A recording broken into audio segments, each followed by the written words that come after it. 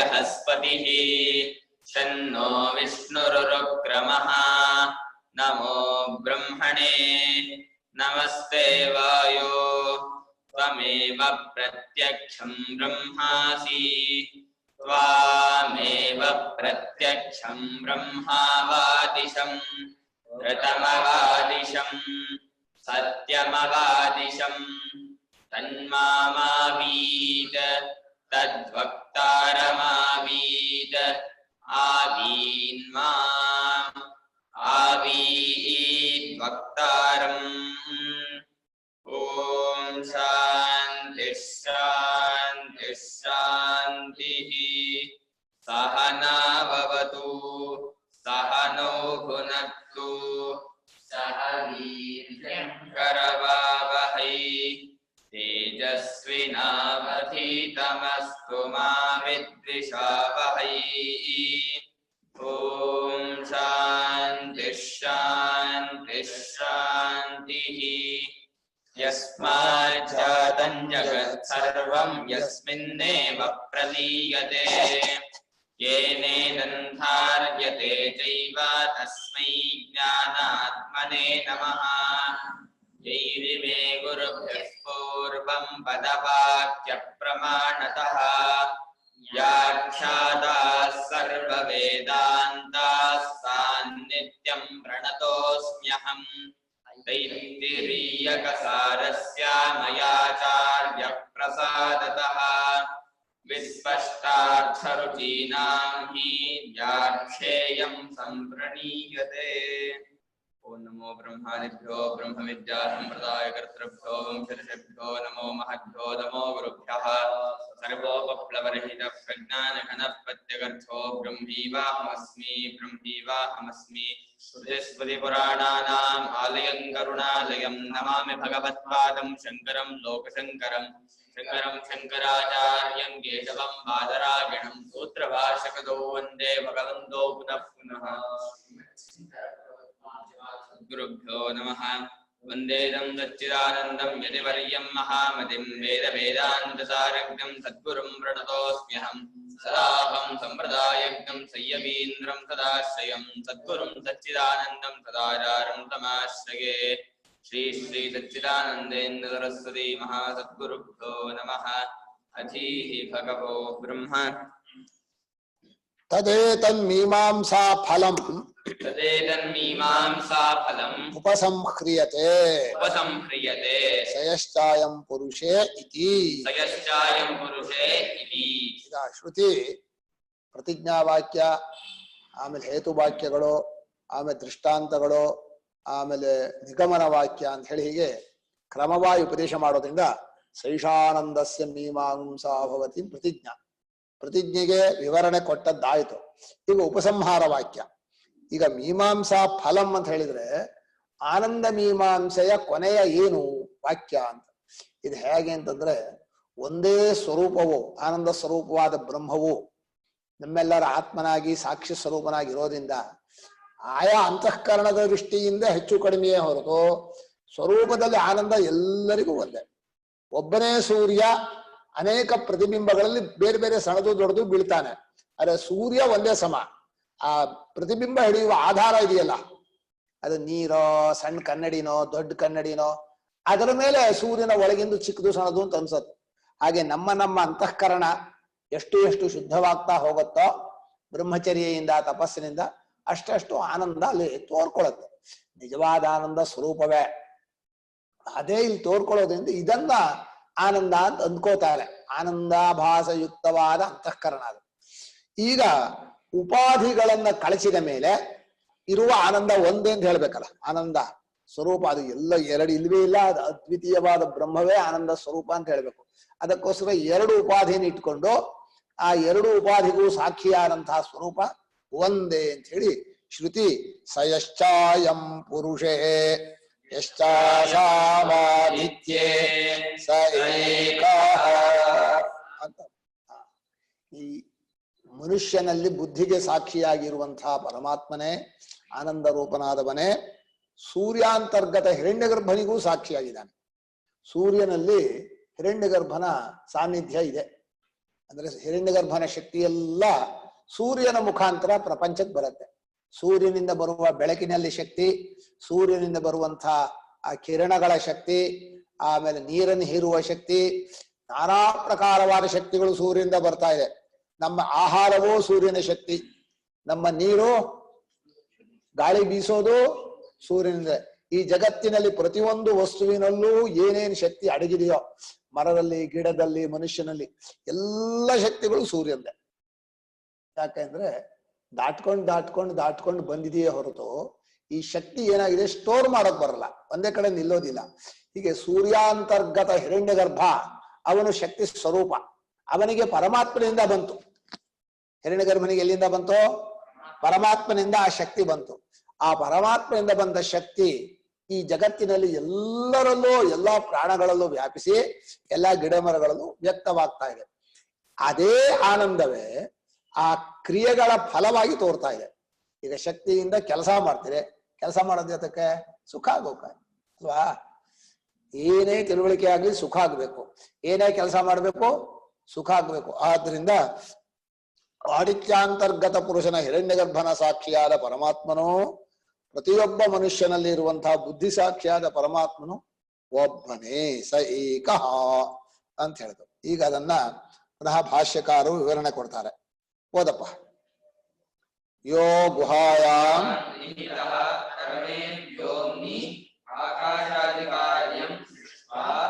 ಅನ್ನಮಯಾಂತಂ ತದೇವಾನುಪ್ರವಿಷ್ಟಃ ಸಹ ಯಹ, ಈ ಎರಡು ಪದ ಇದೆಯಲ್ಲ, ಅದಕ್ಕೆ ಭಾಷೆಗರು ಅವನೇ, ಈ ಯಾವನು. ಅವನು ಅಂದ್ರೆ ಯಾರು?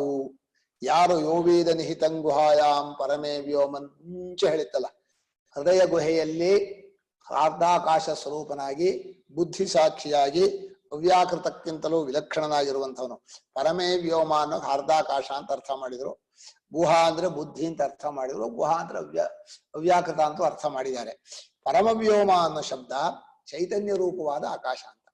ಮೂರು ಆಕಾಶ, ಒಂದು ಭೂತಾಕಾಶ, ಇಂದು ದೇಹಾಕಾಶ, ಇನ್ನೊಂದು ಹಾರ್ದಾಕಾಶ. ಭೂತಾಕಾಶ ನಮ್ಮ ದೇಹದ ಹೊರಗಡೆ ಇರೋದು, ಅದು ದೊಡ್ಡದೆ. ದೇಹದ ಒಳಗಿದೆ ದೇಹಾಕಾಶ, ಯಾಕಂದ್ರೆ ಆಹಾರ ರಕ್ತ ಎಲ್ಲ ಸಂಚಾರ ಮಾಡ್ಬೇಕಲ್ಲ, ಅದಕ್ಕೆ ಹೆಸರೇನೋ ದೇಹಾಕಾಶ. ಇನ್ನೊಂದು ಎಲ್ಲಿ? ಹೃದಯದೊಳಗಿದೆ, ಅದು ಮಾತ್ರ ಚೈತನ್ಯ ಸ್ವರೂಪವಾಯಿತು ಹಾರ್ದಾಕಾಶ. ಮೂರಕ್ಕೂ ಉಪಾಸನೆ ಹೇಳಿದ್ದಾರೆ. ಭೂತಾಕಾಶವನ್ನು ಕೂಡ ಉಪಾಸನೆ ಮಾಡು ಬ್ರಹ್ಮ ಅಂತ, ದೇಹಾಕಾಶವನ್ನು ಕೂಡ ಉಪಾಸನೆ ಮಾಡು, ಹಾರ್ದಾಕಾಶವನ್ನು ಉಪಾಸನೆ ಮಾಡು ಅಂತ ಹೇಳಿ. ಅಲ್ಲಿ ಹಾರ್ದಾಕಾಶ ಉಪಾಸನೆ ಏನೋ ಪರಮಾತ್ಮನೇ, ಆ ದಹರ ವಿದ್ಯೆಯಲ್ಲಿ ಉಪಾಸನೆ. ಅದೇ ಮುಂದೆ ಆ ಪ್ರಜಾಪತಿ ವಾಕ್ಯಲ್ಲಿ ಅದೇ ದಹರಾಕಾಶವೇ ಪರಮಾತ್ಮ. ಹೀಗೆ ಪರಮಾಕಾಶದಲ್ಲಿ ಆಕಾಶಾದಿ ಕಾರ್ಯಂ ಸೃಷ್ಟ, ಆ ಪರಮಾಕಾಶ ಸ್ವರೂಪನಾದ ಪರಮಾತ್ಮ ಈ ಭೂತಾಕಾಶಾದಿ ಪಂಚಭೂತಗಳನ್ನು ಸೃಷ್ಟಿ ಮಾಡಿ, ಅನ್ನಮಯ ಅಂತಂ, ಅನ್ನಮಯದವರೆಗೆ ವಿರಾಟ್ ಪುರುಷನವರೆಗೆ ಸೃಷ್ಟಿ ಮಾಡಿ ಅದರೊಳಗೆ ಇವನೇ ಕೂತ್ಕೊಂಡ. ಇಲ್ಲ ಸ್ವಾಮಿ, ಎಲ್ಲೆಲ್ಲೂ ಇರೋ ಪ್ರವೇಶ ಹಾಗೆ ಅಂತ ಪ್ರವೇಶ ಶ್ರುತಿ ಬಹಳ ಚರ್ಚೆ ಇದೆ. ಅವನು ಪ್ರತಿಬಿಂಬ ಅಂದ್ರೆ ಅವನಿಗೆ ಆಕಾರವೇ ಇಲ್ಲ, ಹಾಗೆ ಪ್ರತಿಬಿಂಬ ಬಿತ್ತು. ದೂರನೇ ಇಲ್ವಲ್ಲ, ಹಾಗೆ ಪ್ರತಿಬಿಂಬ ಬಿತ್ತು. ಅದಕ್ಕೆ ಫಾರಮ್ಮೇ ಇಲ್ವಲ್ಲ ಪ್ರತಿಬಿಂಬ ಬೀಳೋದು ಹಾಗೆ.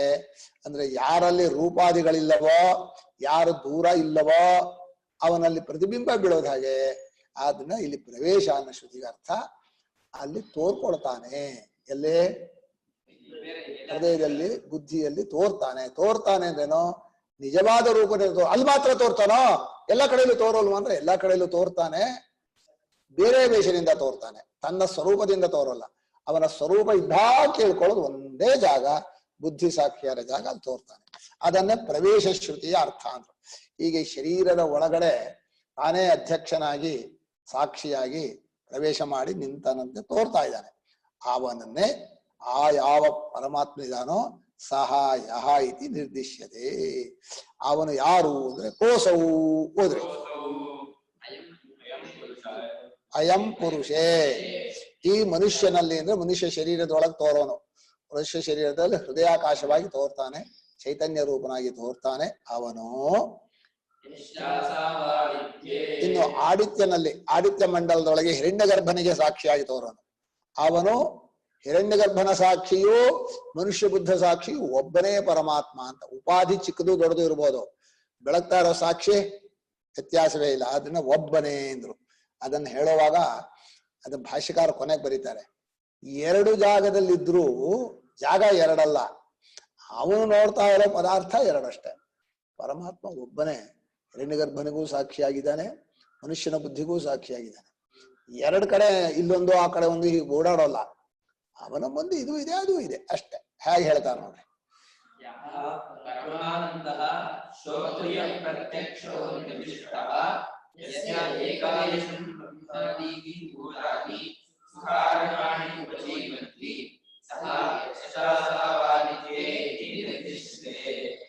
ಈಗ ಯಾವ ಪರಮಾನಂದ ಶ್ರೋತ್ರಿಯನಿಗೆ ಅವ್ರಜಿನ ಅಕಾಮಹತ ಅಂತ ಹೇಳಿದ್ರಲ್ಲ, ಒಳ್ಳೆಯ ವೇದಾರ್ಥ ನಿಶ್ಚಯ ಉಳ್ಳವನಾಗಿರಬೇಕು, ಯಾವ ಪಾಪಾಚರಣೆಯನ್ನು ಮಾಡಿರಬಾರದು, ಒಳ್ಳೆ ಕಾಮಕ್ಕೆ ಸೋಲಬಾರದು. ಒಳ್ಳೊಳ್ಳೆ ಕಾಮಗಳು ಮುಂದೆ ಒಡ್ಡತ್ತೆ ಪರೀಕ್ಷೆನ. ಏನ್ ಬೇಕೋ ನಿಮ್ಗೆ ಅಂತ ಬೇಕು ಅನ್ನೋದನ್ನ ಹುಟ್ಟಾಕ್ಸಿ ಎಲ್ಲರನ್ನು ಸೋಲಿಸುವಂತಹದ್ದು ಕಾಮ. ಹೀಗೆ ಕಾಮಹತನಾಗದೆ, ಕಾಮಕ್ಕೆ ಸೋಲದೆ, ಒಳ್ಳೆ ಪಾಪಕರ್ಮವನ್ನು ಮಾಡದೆ, ಯಾವಾಗಲೂ ಒಳ್ಳೆ ಜ್ಞಾನ ಸಂಪನ್ನನಾಗಿದ್ದರೆ ಆ ಶ್ರೋತ್ರಿಯ ಜ್ಞಾನಿಗೆ ತನ್ನ ಸ್ವರೂಪವನ್ನು ತಿಳ್ಕೊಂಡವನು ಅವರಿಗೆ ಪ್ರತ್ಯಕ್ಷ ಅನುಭವದಲ್ಲಿ ಆನಂದ ಗೊತ್ತಾಗತ್ತೆ. ಅದೇ ಹಿರಣ್ಯಗರ್ಭನ ಆನಂದವೇ. ಹಿರಣ್ಯಗರ್ಭನಿಗೆ ಯಾವುದು ಆನಂದ? ಆ ಪರಮಾತ್ಮನ ಆನಂದದ ಏಕದೇಶವನ್ನ ಬ್ರಹ್ಮಾದೀನಿ ಭೂತಾನಿ ಸುಖಾರ್ಹಾಣಿ. ಬ್ರಹ್ಮನಿಂದ ಹಿಡಿದು ಎಲ್ಲಾ ಸ್ತಂಭದವರೆಗೆ ಎಲ್ಲಾ ಭೂತಗಳು ತಮ್ಮ ತಮ್ಮ ಪುಣ್ಯಕ್ಕೆ ತಕ್ಕಂತೆ ಸುಖ ಬರುವಾಗ ಏನ್ ಚೆನ್ನಾಯ್ತು ಸ್ವಾಮಿ, ಏನ್ ಆನಂದವಾಯ್ತು ಅಂತ ಆ ಆನಂದದ ತುಣುಕನ್ನು ಹುಡ್ಕೊಂಡು ಪ್ರಪಂಚದಲ್ಲಿ ಹೋಗ್ತಾರೆ. ಅಲ್ಲಪ್ಪ ನಿನ್ ಒಳಗಡೆ ಆನಂದ ನಿಧಿ ಇದೆ. ನಮ್ಮ ಗುರುಗಳು ಒಂದ್ ಕತೆ ಹೇಳೋರು. ಒಬ್ಬ ಮಹಾರಾಜ ಬಹಳ ಏನ್ ಮಾಡಿ ರೂಪವತಿಯಾದ ಒಬ್ಬ ಭಿಕ್ಷುಕಿಯ ಮಗಳನ್ನು ಮದುವೆ ಮಾಡ್ಕೊಂಡ್ಬಿಟ್ಟ. ಭಿಕ್ಷುಕಿಯ ಮಗಳು ಬಹಳ ರೂಪವತಿ. ಹೌದು, ರಾಜ ಮದುವೆ ಮಾಡ್ಕೊಂಡ್ರೆ ಅರಮನೆ ಕರ್ಕೊಂಡ್ಬಂದು, ಅರಮನೆಯಲ್ಲಿ ಅವ್ರಿಗೆ ದಾಸಿಯರೆಲ್ಲ ಇದ್ದಾರೆ. ಆ ಭಿಕ್ಷುಕಿ ದಿನ ಊಟ ಮಾಡುವಾಗ ಆ ಅರಮನೆ, ದೊಡ್ಡ ಅರಮನೆ, ಕಂಬಗಳಿತ್ತಲ್ಲ, ಒಂದ್ ತಟ್ಟೆ ತಗೊಂಡೋಗಿ ಎಲ್ಲಾ ಕಂಬಕ್ಕೂ ಅಮ್ಮ ತಾಯಿ ಭಿಕ್ಷೆ ಕೊಡೋ, ಅಮ್ಮ ತಾಯಿ ಎಲ್ಲಾ ಕಂಬನು ಕೇಳಿದ ಮೇಲೆ ಊಟ ಸೇರ್ತಿತ್ತು. ಇಲ್ಲೇ ಊಟನೇ ಸೇರಲ್ಲ ಅವಳಿಗೆ. ಯಾಕೆ ಸೇರಲ್ಲ ಅಂದ್ರೆ ಭಿಕ್ಷೆ ಬೇಡಬೇಕು. ಹಾಗೆ ನಮಗೆ ಸ್ವರೂಪದಲ್ಲಿ ಆನಂದ ಇದ್ರೆ ಆ ಆನಂದ ಬೇಡ. ಈ ಹೊರಗಡೆ ಹೋಗಿ ನೀನೊಂದ್ ಸ್ವಲ್ಪ ಆನಂದ ಕೊಡೋ, ಇದನ್ನು ಮಾಡಿದ್ರೆ ಸ್ವಲ್ಪ ಆನಂದ ಬರತ್. ಭಿಕ್ಷುಕರಂತೆ ಅಲ್ಲಿ ಇಲ್ಲಿ ತಿರುಗಾಡ್ತಾ ಇದ್ದೀರಲ್ಲ, ನಿಮ್ಗೆ ಬುದ್ಧಿ ಇದೆಯಾ? ನೀವೇ ಮಹಾರಾಜರಿಗಿಂತ ದೊಡ್ಡವರು ಅಂಥವರಾಗಿ ಈ ಜಗತ್ತಿನ ಎಲ್ಲ ವಸ್ತುಗಳಲ್ಲೂ ಆನಂದವನ್ನು ಹುಡುಕ್ತೀರಿ. ಅದ್ ಏನ್ ಮಾಡಿದ್ರು ಸಿಗಲ್ಲ. ಅಚೇತನದಲ್ಲಿ ಸಿಗೋದಿಲ್ಲ, ಬದಲಾಯಿಸೋದ್ರಲ್ಲಿ ಸಿಗೋಲ್ಲ, ಪ್ರೇಮ ಹಿಡಿದು ಹೋದ್ರೆ ಸಿಗೋದಿಲ್ಲ, ಪ್ರೇಮ ಇಟ್ಟ ಭಯ, ದುಃಖ, ಬಂಧನ ಮೂರು ಉಂಟು.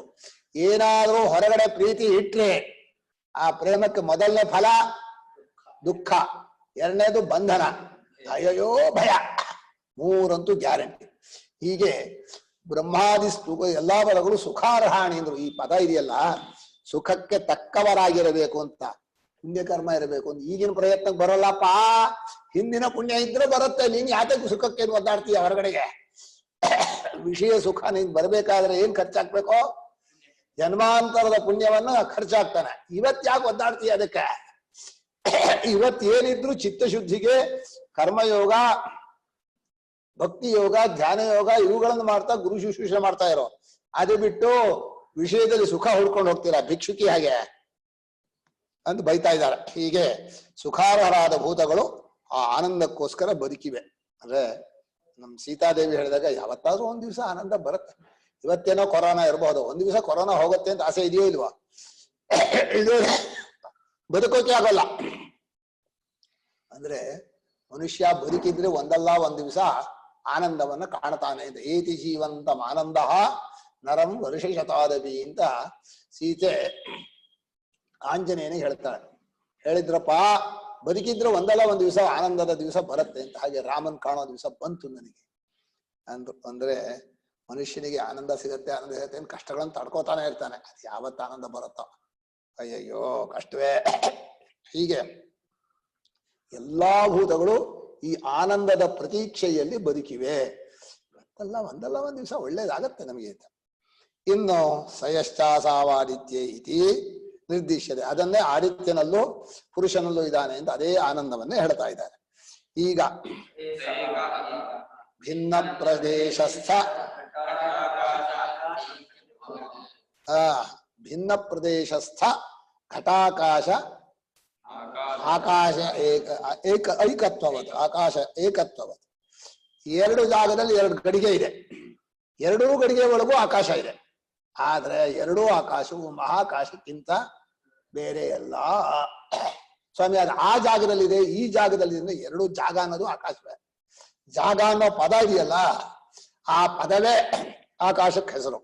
ಹೀಗೆ ಹಾಗೆ ಒಂದೇ ಆಕಾಶವನ್ನೇ ಎರಡು ಗಡಿಗೆಯಲ್ಲಿ ತುಂಬಿ ದೂರ ದೂರ ಇಟ್ರೆ ಎರಡು ಆಕಾಶ ಅಂತ ಹೇಳಿದ್ರೆ ಹೇಗೋ, ಹಾಗೆ ಒಂದೇ ಆನಂದವೇ ಬೇರೆ ಬೇರೆ ಬುದ್ಧಿಯಲ್ಲಿ ತೋರಿದಾಗ ನಮ್ಮ ಆನಂದ, ನಮ್ಮ ಸುಖ ಬೇರೆ, ಅವ್ರ ಸುಖ ಬೇರೆ ಅಂತ ಹೇಳಿ ಈ ಸುಖದ ಭ್ರಾಂತಿಯಿಂದ ಜನ ಹಂಡಲಿತಾ ಇದ್ದಾರೆ. ಅದರಲ್ಲಿ ಸುಖ, ದುಡ್ಡಲ್ಲಿದೆ, ವಸ್ತುವಿನಲ್ಲಿದೆ.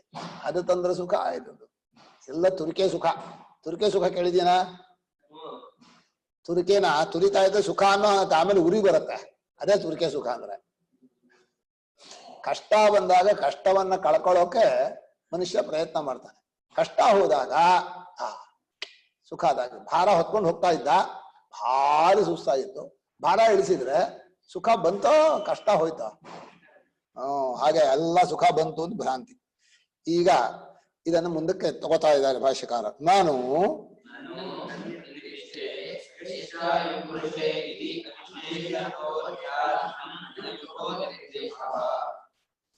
ಎಷ್ಟಾಯಂ ಓದೋ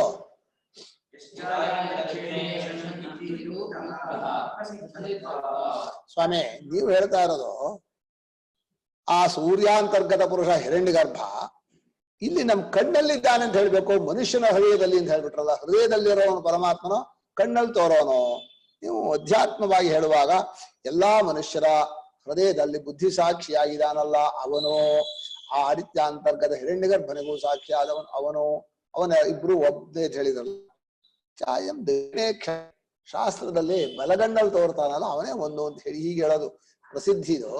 ಅದು ಬಿಟ್ಟು ಯಾಕೆ ಹೀಗೆ ಹೇಳಿದ್ರು? ಮನುಷ್ಯನಲ್ಲಿ ಪ್ರತಿಯೊಬ್ಬ ಪುರುಷ ಅಂದ್ರೆ ಪ್ರತಿಯೊಬ್ಬ ಮನುಷ್ಯನಲ್ಲೂ ಬುದ್ಧಿ ಸಾಕ್ಷಿಯಾಗಿದ್ದಾನೆ ಅಂತ ಹೇಳ್ಬಿಟ್ರಲ್ಲ. ಯಾಕೋ ಹೇಳಿ ತಪ್ಪಾಯ್ತು ಅಂತ ಕಾಣುತ್ತೆ ಶ್ರುತಿ ಅಂತ ಪೂರ್ವ ಪಕ್ಷಿ. ತಪ್ಪಾಯ್ತು ಅಂದ್ರೆ ಅಭಿಪ್ರಾಯ ಏನು ಅಂತ ಕೇಳಕ್ಕೆ, ಶ್ರುತಿ ತಪ್ಪು ಅಂತ ಹೇಳೋ ಹಾಗಿಲ್ಲ. ಪ್ರಸಿದ್ಧತ್ವಾದ್ ಅಂದ. ಲೋಕದಲ್ಲಿ ಪ್ರಸಿದ್ಧ ಏನೋ ಬಲಗಣ್ಣಲ್ಲಿ ತೋರುವಂತಹ ಜೀವ ಸೂರ್ಯಾಂತರ್ಗತ ಪುರುಷ ಒಬ್ಬನೇ ಅಂತ ಹಿರಣ್ಯಗರ್ಭನನ್ನು ಹೇಳೋದು. ಹಿರಣ್ಯಗರ್ಭನನ್ನು ಹೇಳೋಕಲ್ಲ ಇದು. ನಾ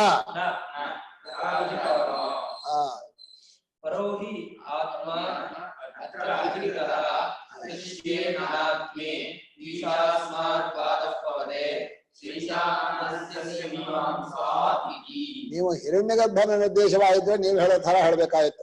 ಸೂರ್ಯಾಂತರ್ಗತ ಹಿರಣ್ಯಗರ್ಭನೋ ಚಕ್ಷುರಿಂದ್ರಿಯ ಹಿರಣ್ಯಗರ್ಭನೋ ಒಬ್ಬನೇ, ಅಥವಾ ಸೂರ್ಯಾಂತರ್ಗತ ಆದಿತ್ಯ ದೇವತೆಯೋ ಕಣ್ಣಿಗೆ ಅನುಗ್ರಹ ಮಾಡುವ ಆದಿತ್ಯ ದೇವತೆಯು ಒಂದೇ. ಇದು ದೇವತೆ ಪ್ರಕಾರ ಅಲ್ಲ, ಹಿರಣ್ಯಗರ್ಭನ ಪ್ರಕರಣ ಅಲ್ಲ.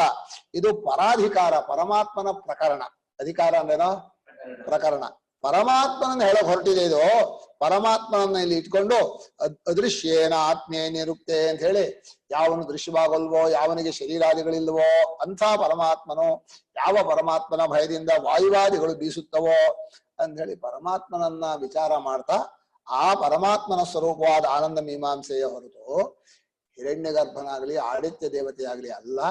ಅದನ್ನ ಬಲಗಣ್ಣಲ್ಲಿರೋನು ಅಂತ ಹೇಳಬೇಕಾಗಿಲ್ಲ, ಹೃದಯ ಬುದ್ಧಿ ಸಾಕ್ಷಿಯಾಗಿ ಅಂತ ಹೇಳಿದ್ದೆ ಸರಿಯಾಗಿದೆ ಎಂದು ಭಾಷ್ಯಕಾರ. ನಹಿ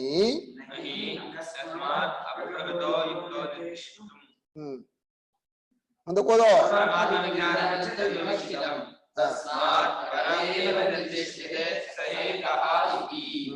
ಅಕಸ್ಮಾತ್ ದಿಢೀರ್ನೆ ಯಾವ್ದೋ ವಿಷಯ ಹೇಳ್ತಾ ಇದ್ರಪ್ಪ, ಚೇಂಜ್ ಮಾಡ್ಬಿಡೋದು ಇದ್ದಕ್ಕಿದ್ದ ಹಾಗೆ, ಅರ್ಥವೇ ಆಗಲ್ಲ. ಗಂಗಾ ನದಿ ಹೋಗಿದ್ವಿ, ಅಲ್ಲಿ ಏನಾಯ್ತು ಅಂತಂದ್ರೆ ಒಳ್ಳೆ ನೀರ್ ತಗೊಂಡ್ಬರ್ಬೇಕು ಅಂತ ತಮ್ಗೆ ತಗೊಂಡ್ ಹೋಗಿದ್ವಪ್ಪ ಗಂಗಾ ನದಿ ಬುಡಕ್ಕೆ. ಮತ್ತೂರಲ್ಲಿ ತೆಂಗಿನಕಾಯಿ ಬಿದ್ದು ಬಿಡೋದಾ? ಎಂತ ಸಂಬಂಧ ಸ್ವಾಮಿ? ಮತ್ತೂರಲ್ಲಿ ತೆಂಗಿನಕಾಯಿ ಬಿಡೋದಕ್ಕೂ ಗಂಗಾ ನದಿ ಹೋಗ್ಬೇಕು? ಅಪ್ರಕೃತವಾದ ಹೇಳಿದ್ರೆ ಅರ್ಥವೇ ಆಗಲ್ಲ.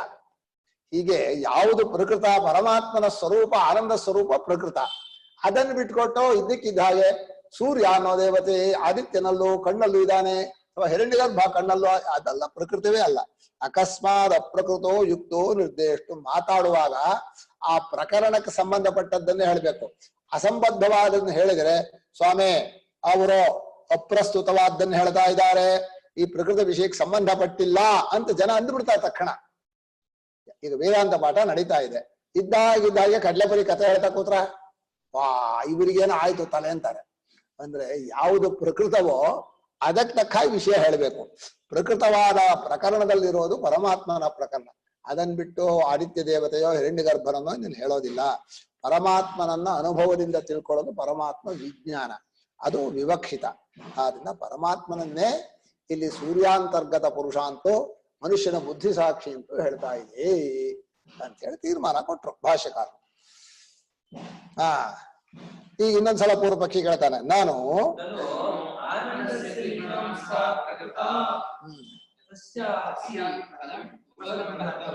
ತಸ್ಯಾಪಿನೋ ತಸ್ಯಾ ಅಪಿನ ಯಾಕೆ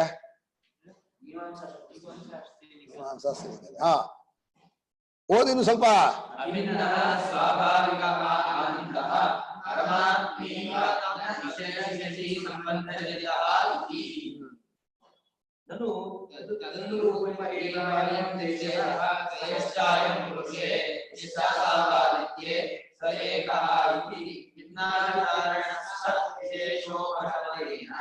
ಅಲ್ಲಿಗಿರ್ಲಿ. ಆನಂದ ಮೀಮಾಂಸೆ ಪ್ರಕೃತ. ಆನಂದ ಸ್ವರೂಪ ಎಲ್ಲಿದೆ ಅಂತ ಅದರ ವಿಚಾರ. ಅದು ಒಂದೇ ಸ್ವರೂಪ ಇರೋದು, ಬಾಕಿದೆಲ್ಲ ಉಪಾಧಿಯಿಂದ ತೋರೋದು. ಹಾಗೆ ಬಿಸಿ ಅನ್ನೋದು ಅಗ್ನಿಗೆ ಸ್ವರೂಪ. ಪಾತ್ರೆಗೆ ಬಂದ್ರೆ ಆ ಪಾತ್ರೆಗೆ ತಕ್ಕಾಗಿ ಹರಡ್ಕೊಳತ್ತೆ, ನೀರಿಗೆ ಬಂದ್ರೆ ನೀರಿಗೆ ತಕ್ಕ ಮತ್ ಬಿಟ್ಟು ಹೋಗುತ್ತೆ. ಪಾತ್ರೆಲಿ ಪೂರ್ತಿ ಇರೋಲ್ಲ, ಎಷ್ಟೋ ಹೊತ್ತು ಬಿಸಿ ಇರುತ್ತೆ, ಆಮೇಲೆ ಗಾಳಿ ಜೊತೆ ಸೇರ್ಕೊಂಡು ಹೊರಟೋಗ್ಬಿಡತ್ತೆ. ಬೆಂಕಿಯನ್ನು ಮಾತ್ರ ಬಿಸಿ ಬಿಟ್ಟು ಹೋಗಲ್ಲ. ಬೆಂಕಿ ಯಾಕೆ ಬಿಟ್ಟು ಹೋಗಲ್ಲ? ಸ್ವರೂಪವಾದ್ರೆ ಅದರಿಂದ ದೂರ ಸರಿಯಲ್ಲ, ಸ್ವರೂಪವಲ್ಲದೆ ಹೋದ್ರೆ ದೂರ ಸರಿಯತ್ತೆ. ಹೀಗೆ ಆನಂದ ಸ್ವರೂಪ ಎಲ್ಲಿದೆ ಅಂತ ಹುಡುಕೊಂಡು ಹೊರಡ್ತಾ ಬಂದಿರೋದು.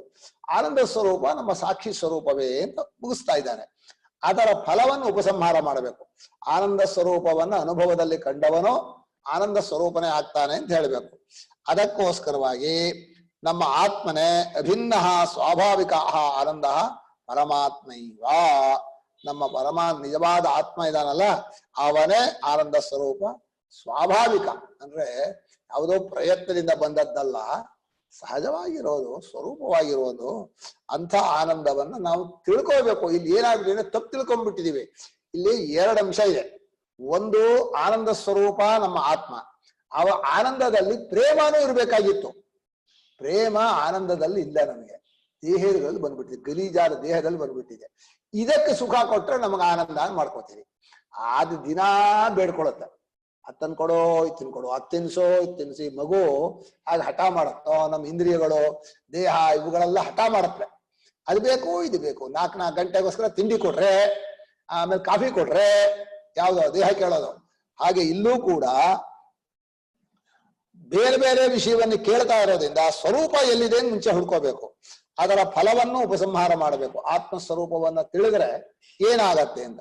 ಆ ಅಭಿನ್ನವಾದ ಸ್ವಾಭಾವಿಕವಾದ ಆನಂದ ಪರಮಾತ್ಮ, ನಿಜವಾದ ಆತ್ಮ ಅಂತ. ಪರಮ ಅಂದ್ರೆ ಪರಮಾರ್ಥವಾದ ಆತ್ಮನೇ. ವಿಷಯ ಸಂಬಂಧ ಜನಿತ. ನಮಗೆ ವಿಷಯಗಳಿಂದ ಬಂದಂತಹ ಒಂದು ಆನಂದ ತುಣುಕಿದೆಯಲ್ಲ, ಅದು ಏನಾಗಿರುತ್ತೆ ಅಂದ್ರೆ, ವಿಷಯದ ಅಪೇಕ್ಷೆ ಪಟ್ಟಾಗ ಮನಸ್ಸು ಚಪಲವಾಗತ್ತೆ, ಚಂಚಲವಾಗಿ ಕುಣಿಯೋಕೆ ಶುರು ಮಾಡುತ್ತೆ. ಆವಾಗ ನಮ್ಮ ಸ್ವರೂಪವಾದ ಆನಂದ ಅಲ್ಲಿ ತೋರೋಲ್ಲ. ಮುಂಚೆನೆ ಇರ್ತಿತ್ತೋ, ಇವನ್ ಏನ್ ಮಾಡ್ಕೊಂಡ, ತಾನಾಗಿ ಕೆಡಿಸ್ಕೊಂಡ. ಅದು ಬೇಕು ಶುರು ಮಾಡ್ಕೊಳ್ಳೆ ಚಡಪಡಸೋ, ಕುಣಿದಾಡೋ ಶುರು ಮಾಡ್ತು. ಆ ವಸ್ತು ಸಿಕ್ಕಿದರೆ 1 ನಿಮಿಷ ನಿಂತಾಗಿರುತ್ತೆ, ಮತ್ತೆ ಇನ್ನೊಂದು ಬೇಕು ಅನ್ನುತ್ತೆ. ಅಷ್ಟೇ ಸಾಕು ಅನ್ನಲ್ಲ. ಈ ಪ್ರಪಂಚದಲ್ಲಿ ಅಷ್ಟೂ ವಸ್ತುಗಳನ್ನು ಒಬ್ಬನಿಗೆ ಕೊಟ್ರು ಇಷ್ಟೇನಾ ಅಂತಾನ ಅವನು. ಇನ್ನೂ ಎಷ್ಟೋ ಬೇಕಾಗಿತ್ತು ಅಂತ.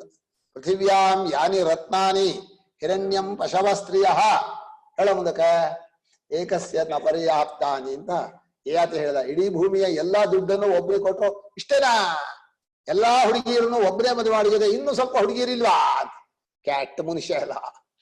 ಹೀಗೆ ಯಾವುದರಲ್ಲೂ ತೃಪ್ತಿ ಇಲ್ಲ, ಸಾಕು ಅನ್ನೋದಿಲ್ಲ. ಮನುಷ್ಯ ವಿಷಯ ಸಂಬಂಧದಲ್ಲಿ ಮನಸ್ಸನ್ನ ಹಾಳು ಮಾಡ್ಕೋತಾನೆ ಅಂದ್ರೆ ಚಂಚಲವಾಗಿ ಮಾಡ್ಕೋತಾನೆ, ಕುಣಿಸ್ತಾ ಇರ್ತಾನೆ. ಅದು ಆ ವಸ್ತು ಸಿಕ್ಕದಾಗ ಪುಣ್ಯವಶಾತ್ ಒಂದು ಸ್ವಲ್ಪ ಕ್ಷಣ ಮಾತ್ರ ನಿಂತಾಗಿರುತ್ತೆ. ಆ ಮರುಕ್ಷಣದಲ್ಲಿ ಇನ್ನೊಂದಕ್ಕೆ ಬೇಕು ಅನ್ನುತ್ತೆ. ಆ ನಿಂತಾದಾಗ ಆತ್ಮಸ್ವರೂಪದಿಂದ ಝಳಪ್ ಒಂದು ಚೂರು ಏನು ಅದು ಬಂದದ್ದು ಆತ್ಮನಿಂದ, ಇವನು ತಿಳ್ಕೊಳ್ಳೋದು ವಿಷಯದಿಂದ ಅಂತ. ಅದ್ಯಾವ ವಿಷಯವೂ ಕೊಡೋಲ್ಲ ಸುಖಾನ. ಆದ್ರಿಂದ ಅದಕ್ಕೆ ತಕ್ಕ ಹಾಗೆ ಇಲ್ಲಿ ಉಪಾಧಿಯನ್ನ ಬಿಡಿಸಿ ಸ್ವರೂಪವಾದ ಆನಂದವನ್ನ ನಿರ್ದೇಶ ಮಾಡ್ತಾ ಇದ್ದಾರೆ. ತದನುರೂಪ ಏವಾಯಂ ನಿರ್ದೇಶಃ ಸಯಶ್ಚಾಯಂ ಪುರುಷೇ ಯಶ್ಚಾಸಾಂ ಆದಿತ್ಯೇ ಸ ಏಕಃ. ಈ ಆದಿತ್ಯಾಂತರ್ಗತ ಹಿರಣ್ಯಗರ್ಭನ ಸಾಕ್ಷಿಯು ಮನುಷ್ಯನ ಬುದ್ಧಿ ಸಾಕ್ಷಿಯು ಒಬ್ಬನೇ, ಅದೇ ಆನಂದ ಸ್ವರೂಪ. ಭಿನ್ನಾಧಿಕರಣಸ್ಥ ವಿಶೇಷೋಪಮರ್ದೇನ. ಬೇರೆ ಬೇರೆ ಜಾಗದಲ್ಲಿ ಏನು ವಿಶೇಷ ಇದೆ? ಹಿರಣ್ಯಗರ್ಭ ಸೂರ್ಯನಲ್ಲಿ ಉಪಾಧಿಯಲ್ಲಿ ಶಕ್ತಿ ಇರಬಹುದು, ಸಾಕ್ಷಿ ಒಂದೇ ಸ್ವರೂಪ. ಪುರುಷನ ಬುದ್ಧಿ ಪುರುಷನ ಶರೀರ ಕಡಿಮೆ ಇರಬಹುದು, ಸಾಕ್ಷಿ ಅದೇ ಸ್ವರೂಪ. ಹೀಗೆ ಬೇರೆ ಬೇರೆ ಜಾಗದಲ್ಲಿರುವಂತಹ ಆ ಉಪಾಧಿಗಳನ್ನ ತೆಗೆದು ಬಿಟ್ರೆ ಇರುವ ಸ್ವರೂಪ ಒಂದೇ ಅಂತ ಹೇಳಿದ್ರು. ಆದ್ರಿಂದ ಸಾಕ್ಷಿ ಸ್ವರೂಪದಲ್ಲೇ ಆನಂದ ಇದೆ ಅಂತ ನೀವು ಅರ್ಥ ಮಾಡ್ಕೊಳ್ಳಿ. ಆ ಕಡೆ ತಿರುಗ್ಕೊಳ್ಳಿ, ಅಲ್ಲೇ ಪ್ರೇಮ ಇಟ್ಕೊಳ್ಳಿ. ಬೇರೆ ಪ್ರಪಂಚದ ಎಲ್ಲೂ ಪ್ರೇಮವನ್ನು ಕೊಡಬೇಡಿ. ಭಾರಿ ಅಮೂಲ್ಯವಾದ ವಸ್ತು. ನೀವು ಜಗತ್ತಿನಲ್ಲಿ ಹಾಳು ಮಾಡ್ಕೋಬಾರದು ಅಂದ್ರೆ ನಿಮ್ಮ ಪರಮ ಪ್ರೇಮ. ಆ ಪ್ರೇಮವನ್ನ ಸಾಕ್ಷಿ ಒಂದರಲ್ಲೇ ಇರ್ಬೇಕು.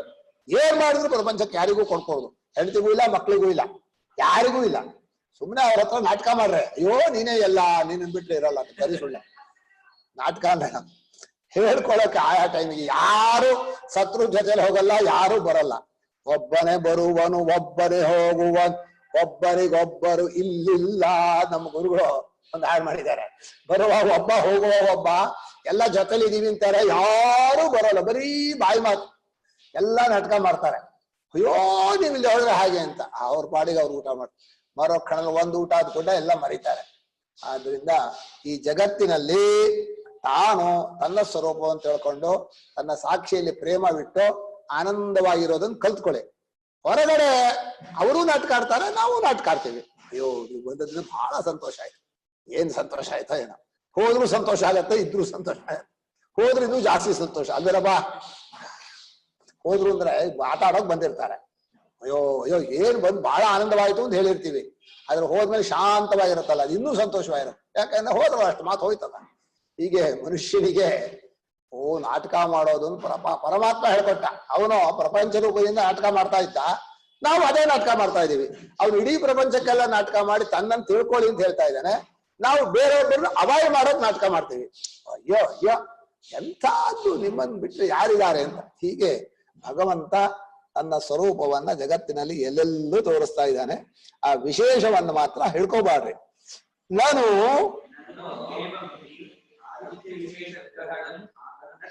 ಸ್ವಾಮಿ ಇಲ್ಲೇ ಈ ಪುರುಷನ ಬುದ್ಧಿಯಲ್ಲಿ ಅಂತ ಹೇಳಿದಾಗ ಬೇರೆ ಪುರುಷನ ಬಿಟ್ಟು ಸೂರ್ಯನ ಯಾಕೆ ಹಿಡ್ಕೊಂಡ್ರು? ಇವನು ಏನೋ ಒಂದು ಚೇಷ್ಟೆ, ಪ್ರಶ್ನೆ ಮಾಡೋನಿಗೆ ಒಂದು ಕ್ರಮ ಏನಿಲ್ಲ. ಇದೆಲ್ಲ ಬಿಟ್ಟು ಆದಿತ್ಯನ ಯಾಕೆ ಹಿಡ್ಕೊಂಡ್ರಿ? ಇದು ಯಾರೋ ಒಬ್ರು ಕೇಳಿದಂತೆ, ನೀವು ಈ ಡ್ರೆಸ್ ಯಾಕೆ ಹಾಕೊಂಡ್ರಿ ಅಂತ ಒಬ್ರು ಕೇಳಿದ್ರು. ಅದಕ್ಕೆ ಅವ್ರು ಸ್ವಲ್ಪ ಹೊತ್ತು ಸುಮ್ಮನಿದ್ದು, ಆಯ್ತು ನೀವು ಹೇಳಿದ ಪ್ರಶ್ನೆ ಚೆನ್ನಾಗಿದೆ, ಯಾವ ಡ್ರೆಸ್ ಹಾಕೊಂಡ್ರೆ ನಿಮ್ ಪ್ರಶ್ನೆ ಬರೋಲ್ಲ ಹೇಳ್ರಿ ಇಂದ. ಈ ಡ್ರೆಸ್ ಯಾಕೆ ಹಾಕೊಂಡ್ರಿ ಅಂತ ಕೇಳಿದ್ರೆ, ಇನ್ನೊಂದು ಡ್ರೆಸ್ ಹಾಕೊಂಡ್ರು ಕೇಳ್ತೀರಿ, ಯಾವ ಡ್ರೆಸ್ ಹಾಕೊಂಡ್ರೆ ಯಾಕೇನೋ ಪ್ರಶ್ನೆ ಬರೋಲ್ಲ, ಇದೇ ಬರುತ್ತೆ. ಒಟ್ಟಲ್ಲಿ ಯಾವ ಡ್ರೆಸ್ ಹಾಕಿದ್ರು ಯಾಕೇನೆ ಬರೋದಾದ್ರೆ ಇದನ್ನೇ ಕೇಳಿ ಇದಕ್ಕೆ ನೀವು ಉತ್ತರ ಕಂಡುಕೊಳ್ಳಿ. ನಾವ್ಯಾಕೆ ಉತ್ತರ ಹೇಳೋದು ಅಲ್ವೇನಾ? ಈಗ ಇಲ್ಲಿ ಹಾಕಿದೀರಿ ಅಂತ ಕೇಳ್ದ, ಎಲ್ಲಿದ್ರು ಕೇಳ್ತಾ ಇದ್ದ, ಅದಕ್ಕೆ ಉತ್ತರ ಏನ್ ಹೇಳ್ಬೇಕು? ಆಯ್ತು ಬಹಳ ಪ್ರಶ್ನೆ, ಆದ್ರೆ ಎಲ್ಲಿದ್ರೆ ಯಾಕೇನ್ ಬರೋದಿಲ್ಲ ನಿಮ್ ಪ್ರಶ್ನೆ ಅಂತ ಕೇಳಿ. ಅವಾಗ ಏನ್ ಉತ್ತರ ಹೇಳ್ತಾನೆ? ಉತ್ತರ ಹೇಳಕ್ಕಾಗಲ್ಲ. ಸರಿ ಬಿಡ್ರಿ, ಇದಕ್ಕೂ ನೀವೇ ಉತ್ತರ ಕಂಡುಕೊಳ್ಳಿ, ಇಲ್ಲಿದ್ರೆ ಯಾಕೆ ನಿಮ್ದೇ ಉತ್ತರ. ಹೀಗೆ ಮನುಷ್ಯ ಹಿರಣ್ಯಗರ್ಭನನ್ನು ಹಿಡ್ಕೊಂಡು ಯಾಕೆ ಹೇಳ್ದ? ಪುರುಷ ಬುದ್ಧಿ ಆಯ್ತು, ಸೂರ್ಯಾಂತರ್ಗತ ಪುರುಷ ಯಾಕೆ ಹೇಳ್ದ? ಮಧ್ಯೆ ಯಾವ್ದು ಹೇಳಿಲ್ವಲ್ಲ ಅಂತ ಅವನ್ ಪೂರ್ವ ಪಕ್ಷಿ ಕೇಳ್ತಾ ಇದ್ದಾನೆ. ನಾನು ಏನೋ ನಿದ್ದೆ ಮಾಡ್ತೀನಾ? ಕೆಂಪಾಗ್ತಾ ಇದೆ. 9:30 ತಿಂಡಿ ಚೆನ್ನಾಗ್ ತಿಂದಿಯಾನ ಹುಡುಗ. ಓದು ಕಣ್ಣೆಲ್ಲ ಕೆಂಪಾಯ್ತಲ್ಲ, ಬೇಗ ಎದ್ದು ಬಿಟ್ಟೇನಾ? ಅದು ವೇದಾಂತ ಪಾಠವೇ ಹಾಗೆ. ಪರಮಾತ್ಮನ ಸ್ವರೂಪ ಸಾಕ್ಷಿ ಸ್ವರೂಪವನ್ನು ಕರ್ಕೊಂಡು ಹೋಗ್ಬಿಡುತ್ತೆ, ಬಿದ್ದ್ಬಿಡ್ತಿದ್ದ. ಅನರ್ಥಕಂ.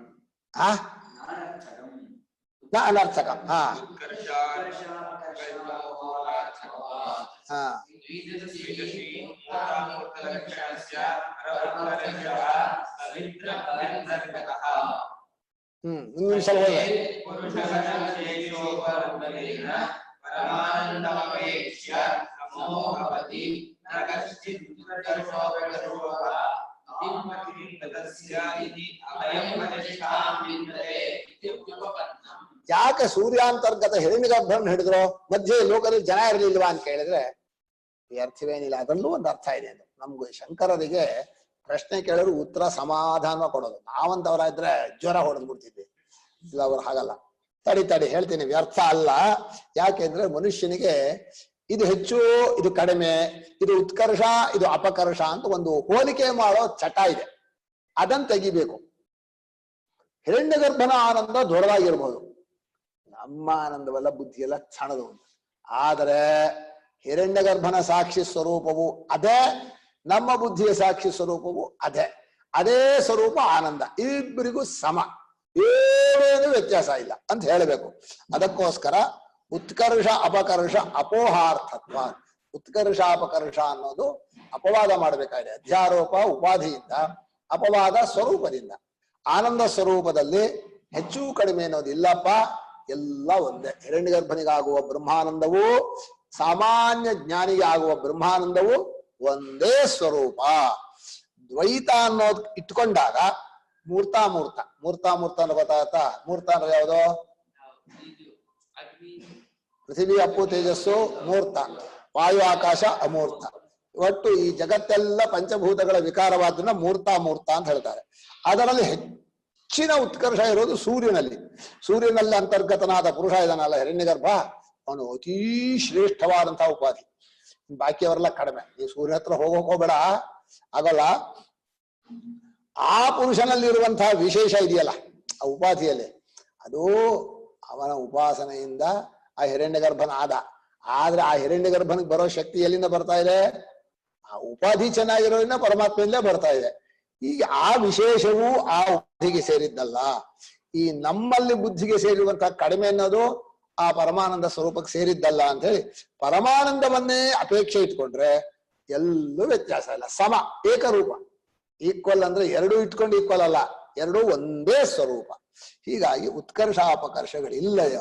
ಇಂತಹ ಬ್ರಹ್ಮಾನಂದವನ್ನು ಪಡ್ಕೊಂಡವನಿಗೆ ಇನ್ನು ಹೋಲಿಕೆ ಅನ್ನೋದಿಲ್ಲ, ಹೆಚ್ಚು ಕಡಿಮೆ ಅನ್ನೋದಿಲ್ಲ, ಉತ್ಕರ್ಷಾಪಕರ್ಷ ಇಲ್ಲ. ಅಂಥ ಗತಿಯನ್ನು ಪಡ್ಕೊಳ್ತಾನೆ.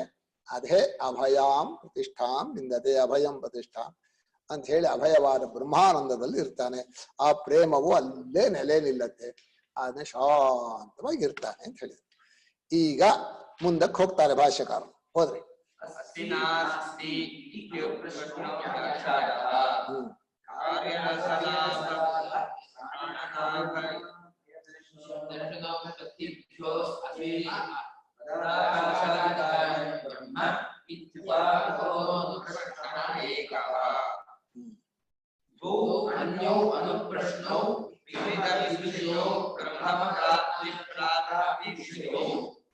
तत्र विद्वान् समश्नुते न अनुश्नुते इत्यनं प्रश्नो अञ्चः तदाकरणाय उच्यते मध्यमो अनुप्रश्नः अञ्चः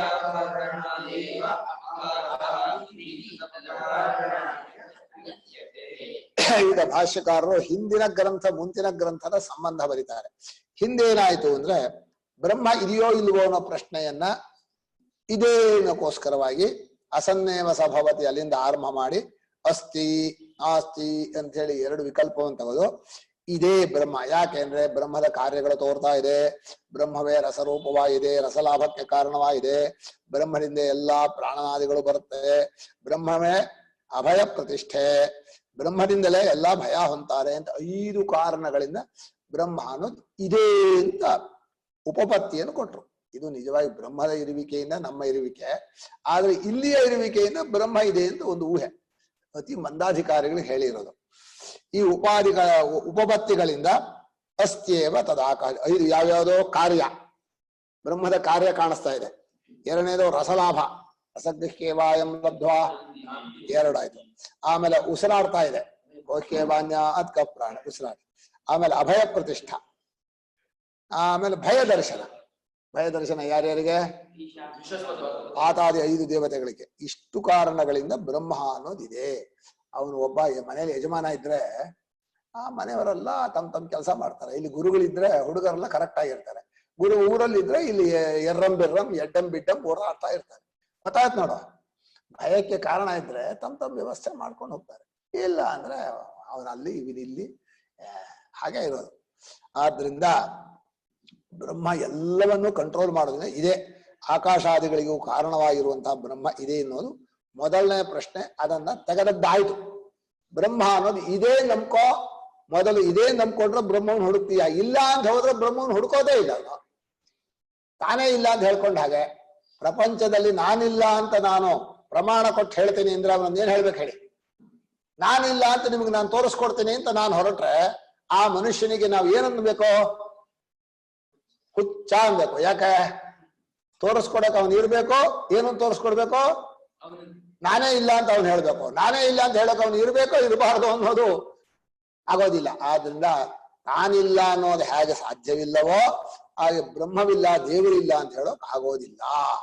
ಅದು ಸಾಧ್ಯವೇ ಇಲ್ಲ.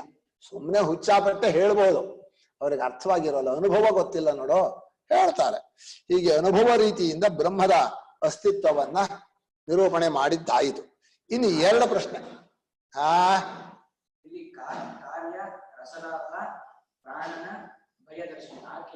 ಇನ್ನೊಂದು ಅಭಯ ಪ್ರತಿಷ್ಠಾ ಬಿಟ್ಟೋಗಿದೆ ಕಣ. ಪ್ರಾಣನಾಭಯ ಪ್ರತಿಷ್ಠಾ ಅಭಯ ದರ್ಶನ ಅದು ಬಿಟ್ಟೋಗ್ಬಿಟ್ಟಿದೆ ಪ್ರಿಂಟು. ನಿಂದ್ರಲ್ಲಿ ಇಲ್ವಾ? ಏನಾ ಏನಿದೆ ಓದು ನೋಡೋಣ. ಅಲ್ಲೇ ಕಾರ್ಯ ರಸಲಾಭ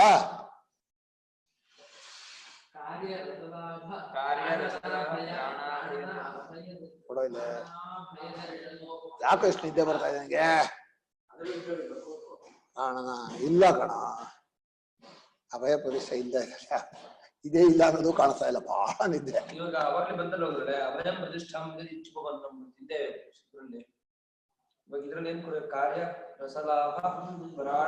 ಪ್ರಾಣನ ಅಭಯ ಪ್ರತಿಷ್ಠಾ ಭಯ ದರ್ಶನ ಒಂದ್ ಬರ್ಕೋಬೇಕಣ. ಇಲ್ಲಿ ಬರ್ದ್ಯಾರ ನೋಡ.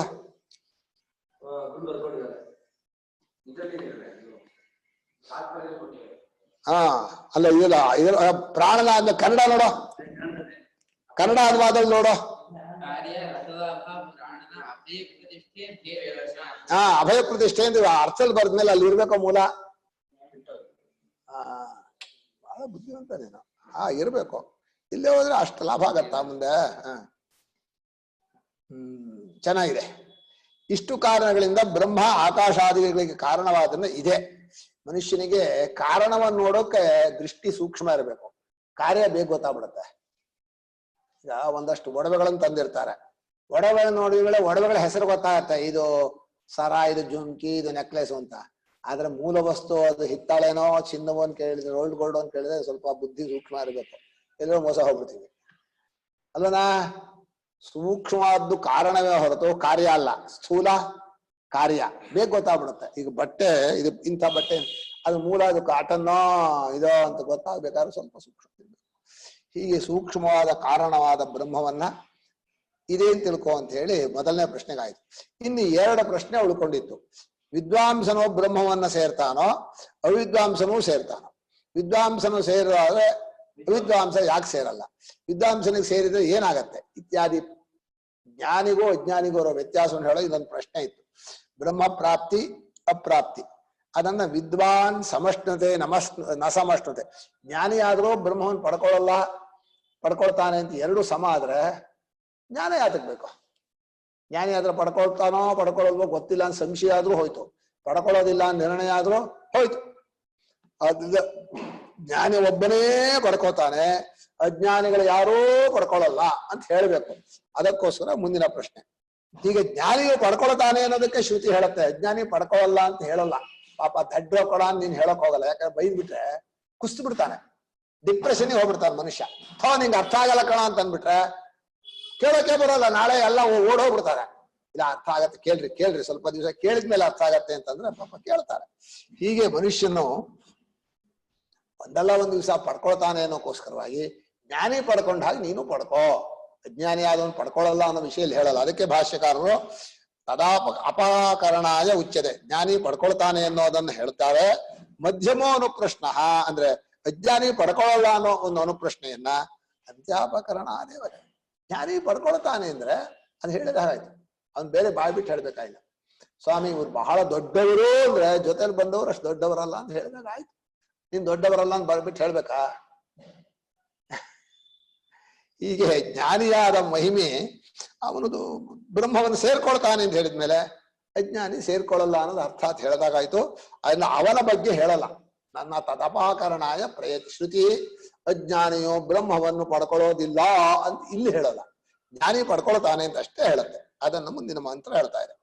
ಸಯ ಏವಂಬಿತ ತಸ್ಮಾಲ್ಲೋಕಾತ್ ಪ್ರೇತ್ಯ ಏತಮನ್ನಮಯಮಾತ್ಮಾನಮುಪಸಂಕ್ರಾಮತಿ ಏತಂ ಪ್ರಾಣಮಯಮಾತ್ಮಾನಮುಪಸಂಕ್ರಾಮತಿ ಏತಂ ಮನೋಮಯಮಾತ್ಮಾನಮುಪಸಂಕ್ರಾಮತಿ ಏತಂ ವಿಜ್ಞಾನಮಯಮಾತ್ಮಾನಮುಪಸಂಕ್ರಾಮತಿ ಏತಮಾನಂದಮಯಮಾತ್ಮಾನಮುಪಸಂಕ್ರಾಮತಿ. ಶ್ಲೋಕ ಓದಿನ ಸಂಕ್ರಮಣಾಚಾರ್ಯಲ್ಲಿ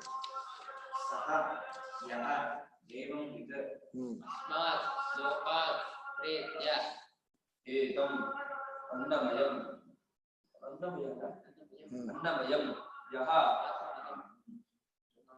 ಆತ್ಮಾನಂ ಉಪಸಂಕ್ರಾಮತಿ ಏತಂ ಪ್ರಾಣಮಯಂ ಅಯಮಾತ್ಮ ಸಾಕು. ಪ್ರಾಣಮಯಂ ಆತ್ಮಾನಂ ಪ್ರಾಣಮಯಂ ಆತ್ಮಾನಂ ಉಪಸಂಕ್ರಾಮತಿ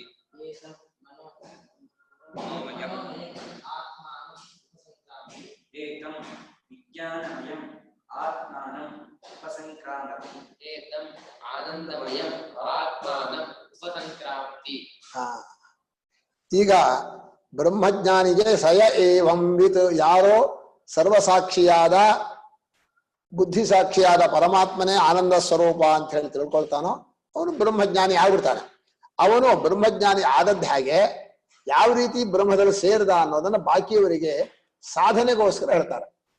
ಅವನು ಈ ಲೋಕದಿಂದ ಪ್ರೇತ್ಯ ಅಂದ್ರೆ ಅಭಿಮಾನವನ್ನು ಕಳ್ಸ್ಕೋತಾನೆ. ಅಲ್ಲೇ ಲೋಕದಲ್ಲಿ ಎಲ್ಲ ಅಭಿಮಾನ ಪಟ್ಕೊಂಡಿರ್ತಾರಲ್ಲ, ಅಭಿಮಾನವನ್ನು ಬಿಟ್ರೇನೆ ಹಿಂದಕ್ಕೆ ಸರಿಯೋಕ್ಕಾಗೋದು ನಿನ್ಗೆ. ಅವನು ಈ ಲೋಕದಲ್ಲಿ ಪ್ರೇತ್ಯ ಅಂದ್ರೆ ಸತ್ತು ಅಂತ ಅರ್ಥ ಬರುತ್ತೆ, ಸಾಯೋದಿಲ್ಲ ಅವನು. ಈ ಲೋಕದಲ್ಲಿ ಅಭಿಮಾನವನ್ನು ಕಳ್ಸ್ಕೋತಾನೆ. ಯಾವ್ಯಾವುದರಿಂದ ಅಂತ ಹೇಳ್ತಾರೆ. ಮೊದಲು ಪರಿಚ್ಛಿನ್ನವಾದ ಅನ್ನಮಯಮಾತ್ಮ ಅನ್ನೋದ್ರಲ್ಲಿ ಅಭಿಮಾನ ಇತ್ತು. ಅನ್ನಮಯಮಾತ್ಮ ಅಂದ್ರೆ ದೇಹ, ಅದನ್ನು ಬಿಟ್ಟು ವಿರಾಟ್ ಪುರುಷನಲ್ಲಿ ಪಡ್ಕೊಳ್ತಾನೆ. ಇಡೀ ಎಚ್ಚರವೇ ನನ್ನ ಸ್ವರೂಪ, ಬರೀ ದೇಹ ಒಳಗಿರೋ ಒಂದು ಪೀಸ್ ಅಲ್ಲ ಅಂತ. 1.5 ಅಡಿ 6 ಅಡಿ ಎತ್ತರ ಇರೋ, 6 ಅಡಿ ಇಲ್ಲ, 5.25 ಅಡಿನೇ ದೇಹ. ನಾನು ಬಡ್ಕೋತೀವಲ್ಲ, ಇದು ಅನ್ನಮಯ ಆತ್ಮ, ಅನ್ನದ ವಿಕಾರ. ಅನ್ನವನ್ನ ತಿಂದು ತಿಂದು ಕೊಬ್ಸಿ ಬೆಳೆದಿರೋದು ಅನ್ನ ರಸದಿಂದ. ಈ ಅನ್ನಮಯ ಆತ್ಮನನ್ನ, ಈ ಪಿಂಡಾತ್ಮವನ್ನು ಬಿಟ್ಟು ವಿರಾಟ್ ಪುರುಷನಲ್ಲಿ ಅಭಿಮಾನ ಪಟ್ಕೊಳ್ತಾನೆ. ಇಷ್ಟೇ ನಾನು ಅನ್ನೋದು ಬಿಟ್ಟು ಇಡೀ ಎಚ್ಚರದ ಅಷ್ಟನ್ನು ಉಪಸಂಕ್ರಾಮತಿನೇನೋ ದಾಟೋದಿಲ್ಲ. ಉಪಸಂಕ್ರಾಮತಿಯಿಂದ ಅಭಿಮಾನ ಪಟ್ಕೋತಾನೆ. ಉಪ ಅಂದ್ರೆ ಬಳಿಗೆ, ಸಂಕ್ರಾಮತಿಯಿಂದ ಹೋಗಿ ಕೂತ್ಕೊಂಡ್ಬಿಡ್ತಾನೆ, ಅಂದ್ರೆ ಅದರಲ್ಲಿ ಅಭಿಮಾನ ಪಟ್ಕೋತಾನೆ. ಈ ಪರಿಚ್ಛಿನ್ನವಾದ ಅವಸ್ಥೆ ಒಳಗಿರೋದನ್ನು ಬಿಟ್ಟು ಅವಸ್ಥೆಯನ್ನು ಸೇರಿಸ್ಕೊಂಡ ಸಾಕ್ಷಿಯ ಸ್ವರೂಪದಲ್ಲಿ ಅಭಿಮಾನ ಪಡ್ಕೋತಾನೆ. ಇದು ಮೊದಲನೇ ಮೆಟ್ಲು. ಇದು ಜ್ಞಾನಿಯಾಗೋಕ್ ಹೊರಟವನು, ಸಾಧಕನು ಮೊದಲು ಏನ್ ಮಾಡ್ಬೇಕು, ನಾನು ಎಚ್ಚರದ ಅವಸ್ಥೆ ಒಳಗಿರೋ ದೇಹ ಅಲ್ಲಿಂದ ಇಷ್ಟೇ ಅಲ್ಲ, ಇಡೀ ಎಚ್ಚರವೇ ನನ್ನ ಶರೀರ, ಅಷ್ಟೂ ನಾನೇ. ಇಲ್ಲಿ ತೋರುವಂತ ನಾಮ ರೂಪ ಪಂಚಭೂತಗಳು ಗಿಡ ಮರಗಳು ಅಷ್ಟೂ ನಾನೇ. ಇದು ಅನುಭವವುದು. ಕನಸಲ್ಲಿರೋದೆಲ್ಲ ನಾವೇ ಆಗಿರ್ಲಿಲ್ವಾ? ಹಾಗೆ ಎಚ್ಚರದಲ್ಲಿರೋದೆಲ್ಲ ನಾವೇ ಆಗಿದ್ದೀವಿ. ನಮಗೆ ಇಲ್ಲಿ ಅಭಿಮಾನ, ದೇಹದಲ್ಲಿ ಅಭಿಮಾನ ಬಿಡದೆ ಹೋದ್ರೆ ಅದು ಅರ್ಥ ಆಗಲ್ಲ. ಆದ್ರಿಂದ ದೇಹಾಭಿಮಾನವನ್ನ ಬಿಟ್ಟು ವಿರಾಟ್ ಪುರುಷನಲ್ಲಿ ಅಭಿಮಾನವನ್ನ ತಾಳ್ತಾನೆ ವಿವೇಕಿಯಾದ. ಇದು ಸ್ಟೆಪ್ ಬೈ ಸ್ಟೆಪ್ ಸ್ಥೂಲಾರುಂಧತಿ ನ್ಯಾಯ ಅಂತ ಹೇಳ್ತಾರೆ. ಕೇಳಿದೇನಾ? ಯಾಕೋ ನಿದ್ದೆ ಬರ್ತಾ ಇದೆ, ಚೆನ್ನಾಗಿ ಇಡ್ಲಿ. ಸ್ಥೂಲಾರುಂಧತಿ ನ್ಯಾಯ ಅಂದ್ರೆ ಏನ ಹೇಳ? ಒಂದು ಕೊಂಬೆ ಮೇಲೆ ದಪ್ಪ ನಕ್ಷತ್ರ ಕಾಣುತ್ತೆ, ಅದೇ ಅರುಂಧತಿ ಅಂತ ಹೇಳೋದು. ಆಮೇಲೆ ಅದ್ರ ಪಕ್ಕದ್ದು ಹೇಳೋದು. ಆಮೇಲೆ ಕೊಂಬೆಗಿಂತ ದೂರ ಇರೋ ನಿಜವಾದ ಅರುಂಧತಿ ಹೇಳೋದು. ಮೊದಲು ಹೇಳಿದ್ದಲ್ಲ ಅಂದ್ರೆ ಅದು ತೋರ್ಸೋಕೋಸ್ಕರ ಅಷ್ಟೆ. ಸ್ಥೂಲವಾದ ಒಂದು ನಕ್ಷತ್ರವನ್ನ ಅರುಂಧತಿ ದರ್ಶನ ಮಾಡಿಸ್ತಾರ ಅಲ್ವಾ? ಯಾವಾಗ? ಮದುವೆಯಲ್ಲಿ. ಮದುವೆ ಆದ್ಮೇಲೆ ಅಲ್ಲ, ಮದುವೆಯಲ್ಲೇ ಕಣ. ರಾತ್ರಿನೇ ತೋರಿಸ್ಬೇಕು, ಗೃಹ ಪ್ರವೇಶವಾಗ. ಈ ಹಗಲಿ ಯಾರು ಕಾಣಿಸ್ತದೆ ತೋರಿಸ್ತಾರೆ? ಎಲ್ಲ ಅವಳು ಹಗಲೇ ತೋರಿಸ್ಬಿಡ್ತಾಳಲ್ಲ, ಬಡ್ಡ ಎಲ್ಲ ಹಗಲ ಹಗಲೇ ತೋರ್ಸ. ಅರುಂಧತಿ ನಕ್ಷತ್ರವನ್ನ ಆ ಹುಡುಗಿನ ಮನೆಗೆ ಕರ್ಕೊಂಡು ಹೋಗುವಾಗ ಆವಾಗ ತೋರಿಸೋದು ರಾತ್ರಿ. ನೀನ್ ಯಾವಾಗ ಎಲ್ಲ ಈಗಲೇ ಮುಗಿಸ್ಬಿಡಿ ಅಂದ್ರೆ ಇವಾಗೆಲ್ಲ ಅಲ್ಲ, ಇವಾಗಲ್ಲ, ಇವಾಗ ಮುಂಚೆನೆ ಆಗಿರುತ್ತೆ, ಎಲ್ಲ ತೋರಿಸಿರ್ತಾರೆ, ಮದುವೆ ಮುಂಚೆನೆ ತೋರಿಸಿ. ಬೆಂಗಳೂರಲ್ಲಿ ಮಧ್ಯಾಹ್ನನೇ ತೋರಿಸ್ಬಿಡ್ತಾರೆ ಗುರುಗಳೇ.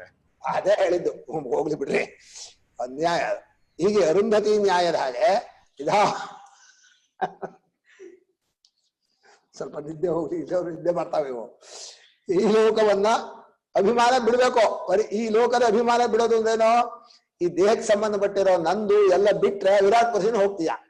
ಅಂದ್ರೆ ನೀನ್ ವಿರಾಟ್ ಪುರುಷನ ಅಭಿಮಾನ ಪಟ್ಕೊಳ್ಬೇಕಾದ್ರೆ ಈ ತುಂಡಾದ ದೇಹವನ್ನು ಅದಕ್ಕೆ ಸಂಬಂಧಪಟ್ಟದ್ದನ್ನ ಅಷ್ಟು ಅಭಿಮಾನ ಕಳ್ಸ್ಕೋಬೇಕು. ಇಲ್ಲಿ ಉಪಸಂಕ್ರಮಣ ಅಂದ್ರೆ ಅಭಿಮಾನ ಮಾಡ್ಕೊಳ್ಳೋದಕ್ಕೆ ಹೆಸರು. ತುಂಬಾ ದಿವಸ ಜೊತೆಲಿದ್ರೆ ಅಭಿಮಾನ ಬರಲ್ವನಾ? ಅಲ್ಲೇ ಕೂತು ನನ್ ಜಾಗ, ಕುಡ್ದು ನನ್ ಬಟ್ಟೆ, ಹೀಗೆ ಮನುಷ್ಯ ಉಪಸಂಕ್ರಮಣ ಅಂದ್ರೆ ಜೊತೆಲೇ ಇದ್ಬಿಟ್ರೆ ಅಭಿಮಾನ ಬಂದ್ಬಿಡತ್ತೆ. ಹೀಗೆ ಅನ್ನಮಯ ಆತ್ಮನ ವಿರಾಟ್ ಪುರುಷನನ್ನ ಸಂಕ್ರಮಣ ಮಾಡ್ಕೋತಾನೆ ಮೊಟ್ಟ ಮೊದಲು. ಸದ್ಯ ಪ್ರಪಂಚದ ಒಳಗಿಲ್ಲ ನಾನು, ಪ್ರಪಂಚವನ್ನೇ ನೋಡೋನು ಅಂತ. ಆದ್ಮೇಲೆ ಆ ವಿರಾಟ್ ಪುರುಷನಿಂದ ಆ ವಿರಾಟ್ ಪುರುಷನ ಕಾಣಿಸ್ತಾ ಇರೋ ಸ್ಥೂಲವಾದ ಪ್ರಪಂಚವನ್ನ ಪ್ರಾಣಮಯವಾಗಿ ನೋಡಿ, ಅಂದ್ರೆ ಬರೀ ಇದೆಲ್ಲ ಪ್ರಾಣದ ಹಾಗೆ ಚೇಷ್ಟೆ ಮಾಡ್ತಾ ಇದೆ, ಇಲ್ಲೇನು ವಸ್ತು ಇಲ್ಲ ಅಂತ ಹೇಳಿ ಪ್ರಾಣಮಯ ಆತ್ಮ ಅಂತ ಹಿರಣ್ಯ ಗರ್ಭನಲ್ಲಿ ತಾದಾತ್ಮ್ಯತೆಯನ್ನು ಪಡ್ಕೊಳ್ತಾನೆ. ಒಂದರಿಂದ ಒಂದು. ವಿರಾಟ್ ಪುರುಷನಾದಾಗ ಅನ್ನಮಯ ಆಗಿದ್ದ. ಆ ಅನ್ನದ ಒಳಗೆಲ್ಲ ಇರೋರು ಯಾರೋ? ಪ್ರಾಣವೇ, ಎನರ್ಜಿ. ಆ ಎನರ್ಜಿಯಾದ ವಿಶ್ವವನ್ನ ನೋಡ್ತಾ ಆ ವಿಶ್ವಕ್ಕೆ ಸಾಕ್ಷಿಯಾಗಿದ್ಕೊಂಡು ಆ ಎನರ್ಜಿಯನ್ನ ತನ್ನೊಳಗಿಟ್ಕೊಂಡು ಪ್ರಾಣಮಯ ಆತ್ಮನನ್ನು ಉಪಸಂಕ್ರಮಣ ಮಾಡೋದು ಅಭಿಮಾನ ಪಟ್ಕೊಂಡ. ನಾನು ಇಂಥ ಸಮಷ್ಟಿಯಾದ ಪ್ರಾಣಸ್ವರೂಪನೇ ಆಗಿದ್ದೇನೆ ಅಂತ ತಿಳ್ಕೊಂಡ ಹಿರಣ್ಯಗರ್ಭ. ಅವಾಗ ಚಿತ್ತಶುದ್ಧಿಯೂ ಆಗ್ತಾ ಹೋಗುತ್ತೆ. ಮನುಷ್ಯನಿಗೆ ಎಲ್ಲಿ ಅಭಿಮಾನವೋ ಅದಕ್ಕೆ ತಕ್ಕಾಗಿ ಚಿತ್ತಶುದ್ಧಿ. ಹೀಗೆ ಅನ್ನಮಯ ಆತ್ಮನಿಂದ ಏತಂ ಪ್ರಾಣಮಯಮಾತ್ಮಾನಂ ಉಪಸಂಕ್ರಾಮತಿ. ಉಪಸಂಕ್ರಾಮತಿ ಅಂದ್ರೆ ತಾದಾತ್ಮ್ಯಾಭಿಮಾನವನ್ನ ಮಾಡ್ಕೊಳ್ತಾನೆ. ಪ್ರಾಣಮಯಕ್ಕೆ ಬಂದ. ಪ್ರಾಣಮಯನಿಂದ ಏತಂ ಮನೋಮಯ ಆತ್ಮಾನ. ಮನೋಮಯ ಆತ್ಮ ಅಂದ್ರೆ ಯಾರ? ಆ ವೇದಗಳಲ್ಲಿ ಹಿರಣ್ಯಗರ್ಭನಿಗಿಂತ ಮೊದಲು ಬಂದುತ್ತಾನದ. ಆ ವೇದ ಸ್ವರೂಪನಾದ ಹಿರಣ್ಯಗರ್ಭನನ್ನ ತಾದಾತ್ಮ್ಯತೆಯಿಂದ ಬರ್ಕೊಂಡ್ರೆ ವೇದಾರ್ಥವನ್ನೇ ವೇದಗಳನ್ನೇ ಯೋಚನೆ ಮಾಡ್ತಾ ಇದ್ದ. ವೇದಾತ್ಮನಾಗಿದ್ದ, ಅಖಂಡವಾದಂತಹ ವೇದಗಳ ಸ್ವರೂಪದಲ್ಲಿದ್ದ. ಆದ್ಮೇಲೆ ವೇದಾರ್ಥಕ್ಕೆ ಹೋದ. ವೇದಗಳಲ್ಲಿದ್ದವನು ಏನ್ ಮಾಡ್ದ? ವೇದಾರ್ಥ. ಅದು ವಿಜ್ಞಾನಮಯ ಆತ್ಮನಾದ. ವೇದಾರ್ಥ ಅಂದ್ರೆ ಶಂಕರ ಭಾಷ್ಯ, ಉಪನಿಷತ್ತು, ಅವುಗಳ ಅರ್ಥವನ್ನೇ ಚಿಂತನೆ ಮಾಡ್ತಾ ಅದೇ ತಾದಾತ್ಮ್ಯತೆಯಲ್ಲಿ ಇದ್ದ. ಬುದ್ಧಿಗೆ ಹೋಗ್ಬಿಟ್ಟ. ಇಲ್ಲಿ ಮನಸ್ಸಿನ ಚಂಚಲೆಯಿಂದ ಬುದ್ಧಿಗೆ ಹೋದ. ಬುದ್ಧಿ ಹೋಗ್ಬಿಟ್ರೆ ತಾದಾತ್ಮ್ಯತೆ. ಯಾವಾಗಲೂ ಅವನಿಗೆ ರುಚಿ ಯಾವ್ದಾಗೋದು ಅಂದ್ರೆ ಬುದ್ಧಿಗೆ ಅರ್ಥವಾಗೋದೆ. ಈ ತಿನ್ನೋದು, ನೋಡೋದು, ಕೇಳೋದು ಇದೆಲ್ಲ ಬೇಜಾರು. ಈಗ ಅನ್ನಮಯ ಆತ್ಮನಿಗೆ ಭೂಚಾಳಪ್ಪ, ತಿಂಡಿ ತಿನ್ನು ಅದು ತಿನ್ನು ಅಂತ ದಪ್ಪ ದೇಹ ಮಾಡ್ಕೋತಾನೆ. ಪ್ರಾಣಮಯ ಆತ್ಮನಿಗೆ ಕೆಲಸ ಮಾಡೋದು ಇಷ್ಟ ಆಗತ್ತೆ. ಮನೋಮಯ ಆತ್ಮನಿಗೆ ಕಾದಂಬರಿ ಓದೋದು, ಕಲೆ ಮಾಡೋದು, ಆರ್ಟ್ಸ್ ಇಷ್ಟವಾಗತ್ತೆ. ವಿಜ್ಞಾನಮಯ ಆತ್ಮನಿಗೆ ಅರ್ಥ ಮಾಡ್ಕೊಳ್ಳೋದ್ರಿಂದ ಆನಂದವಾಗತ್ತೆ. ಯಾವುದ್ರಲ್ಲಿ ತಾದಾತ್ಮ್ಯತೆ ಇದೀವೋ ಅದಕ್ಕೆ ತಕ್ಕಾಗಿ ನಮ್ಗೆ ಆನಂದ. ನೆನ್ಪಿಟ್ಕೊಳ್ಳಿ, ಅನ್ನಮಯ ಆತ್ಮನ ಆದ್ರೆ ಯಾವ್ದು ಆನಂದ? ತಿನ್ನೋದು ಕುಡಿಯೋದು ಆನಂದವಾಗತ್ತೆ. ಆದ್ರೆ ಪ್ರಾಣಮಯ ಆತ್ಮ ಅಂದ್ರೆ ಕೆಲಸ ಮಾಡೋದ್ರಲ್ಲೇ ಸಂತೋಷವಾಗತ್ತೆ. ಪ್ರಾಣಮಯ ಆತ್ಮನಿಂದ ಮನೋಮಯ ಆತ್ಮನ ಹೋದ ಅಂದ್ರೆ ವೇದಗಳ ರೂಪದಲ್ಲಿದ್ದಾಗಲೇ ಅಥವಾ ಭಾವನೆ, ಆರ್ಟ್ಸ್, ಅವುಗಳಲ್ಲೇ ಸಂಗೀತ, ಅದಾನಂದಮಯ ಬಿಡ್ತಾನೆ. ಅದಕ್ಕಿಂತ ಆನಂದ ಅರ್ಥ ಮಾಡ್ಕೊಳ್ಳೋದು. ವಿಜ್ಞಾನಮಯ ಆತ್ಮ ಇದಾನಲ್ಲ, ಬುದ್ಧಿಯಿಂದ ಅರ್ಥ ಮಾಡ್ಕೊಳ್ಳೋದು, ಶಂಕರ ಭಾಷ್ಯವನ್ನು ತಿಳ್ಕೊ ಏನ್ ವಿಷಯ ಅಂತ ತಿಳ್ಕೊಳ್ಳೋದ್ರಿಂದ ಆನಂದ ಪಟ್ರೆ ವಿಜ್ಞಾನಮಯ ಆತ್ಮ. ಹೀಗೆ ಸಮಷ್ಟಿ ವೇದಾರ್ಥ ವಿಜ್ಞಾನಮಯನ ಆತ್ಮ ಅಂದ್ಮೇಲೆ ಕೇವಲ ಆನಂದಮಯ ಆತ್ಮ ಅಂತ ಹೇಳಿದ್ರು. ಬರೀ ಪ್ರೇಮ ಒಂದ, ಏನು ತಿಳ್ಕೊಬೇಕಾಗಿಲ್ಲ, ಏನು ಮಾಡಬೇಕಾಗಿಲ್ಲ. ಆ ಪ್ರೇಮ ಸ್ವರೂಪನಾದ ಆತ್ಮನಲ್ಲಿ ತಾದಾತ್ಮ್ಯತೆಯನ್ನು ಭೋಕ್ತೃವಾಗಿ ನೋಡೋದು, ಪ್ರೀತಿಸೋದು ಎರಡೇ. ಅರಿವು, ಪ್ರೇಮ ಎರಡರಲ್ಲೇ ಇರ್ತಾನೆ. ಆದ್ರಿಂದ ಆನಂದಮಯ ಆತ್ಮನಾದ. ಆನಂದಮಯ ಆತ್ಮನಲ್ಲೂ ಅಭಿಮಾನ ಇತ್ತು. ಅಲ್ಲಿಂದ ಮುಂದೆ ಆನಂದ ಸ್ವರೂಪಕ್ಕೆ ಹೋಗ್ಬೇಕಲ್ಲ, ಅದನ್ನ ಹೇಳಲಿಲ್ಲ. ಯಾಕೆ ಹೇಳಲಿಲ್ಲ? ಅಲ್ಲಿ ಅಭಿಮಾನ ಇರೋಲ್ಲ. ಇಲ್ಲಿವರೆಗೂ ಅಭಿಮಾನ ಇತ್ತು. ಕೇವಲ ಆನಂದ ಸ್ವರೂಪ ಇದೆಯಲ್ಲ, ಆನಂದಮಯ ಆತ್ಮ ಪರಮಾತ್ಮನೋ ಅಲ್ವಾ? ಪರಮಾತ್ಮ ಅಲ್ಲ. ಆದ್ರೆ ಪರಮಾತ್ಮನಿಗೆ ಸೇರ್ಕೋತಾನೋ ಇಲ್ವಾ?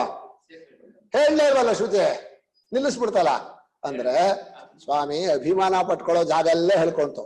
ಅಲ್ಲಿಂದ ಮುಂದಕ್ಕೆ ಶಬ್ದನೂ ಇಲ್ಲ, ಅಭಿಮಾನವೂ ಇಲ್ಲ, ಹೇಳಲೂ ಬೇಕಾಗಿಲ್ಲ. ನಿಮ್ಗೆ ಗೊತ್ತಾಗ್ಬಿಡತ್ತೆ. ಯಾವಾಗ ನೀವು ಎಲ್ಲವನ್ನು ಕಳಚ್ಕೊಂಡು ಕೇವಲ ಜ್ಞಾನದಲ್ಲೂ ಆನಂದ ಪಡ್ತಾ ಪ್ರೇಮದಲ್ಲೇ ಮುಳುಗ್ತಿದ್ರಿ, ಬ್ರಹ್ಮ ಸ್ವರೂಪ ಅರ್ಥವಾಗ್ಬಿಡತ್ತೆ. ಹೀಗೆ ಪರಮಾನಂದವನ್ನ ಜ್ಞಾನಿಯಾದವನು, ಸಾಧಕನಾದವನು ಕ್ರಮಕ್ರಮವಾಗಿ ದಾಟ್ಕೋಬೇಕು. ಗೊತ್ತಾಯ್ತನಾ? ಬರೀ ತಿನ್ನೋದು ಕುಡಿಯೋದು ಮಾಡಬೇಡ, ಬರೀ ಕೆಲಸ ಮಾಡೋದ್ರಲ್ಲಿ ಆಯ್ತು ಅಂದ್ರೆ ಹೇಳ್ಬೇಡ. ವೇದ ಆವೃತ್ತಿ ಮಾಡೋದ್ರಲ್ಲಿ ಮುಗಿದ್ರೆ ಆಗಲ್ಲ. ವೇದಾರ್ಥಕ್ಕೆ ಹೋಗ್ಬೇಕು. ಅಲ್ಲಿಂದ ಅದ್ರಲ್ಲಿ ಪ್ರೇಮ ಇರಬೇಕು. ಆ ವೇದಾರ್ಥ ಪ್ರೇಮದ ಆನಂದದ ಜೊತೆಯಲ್ಲಿ ಪರಮಾತ್ಮನ ಆನಂದವನ್ನು ಅನುಭವಿಸ್ಬೇಕು. ಇಷ್ಟ ಹೇಳಿ ಈಗ ಭಾಷ್ಯಕಾರರು ವಿವರಣೆ ಕೊಡ್ತಾರೆ. ಸಯಃ ಕಶ್ಚಿತ್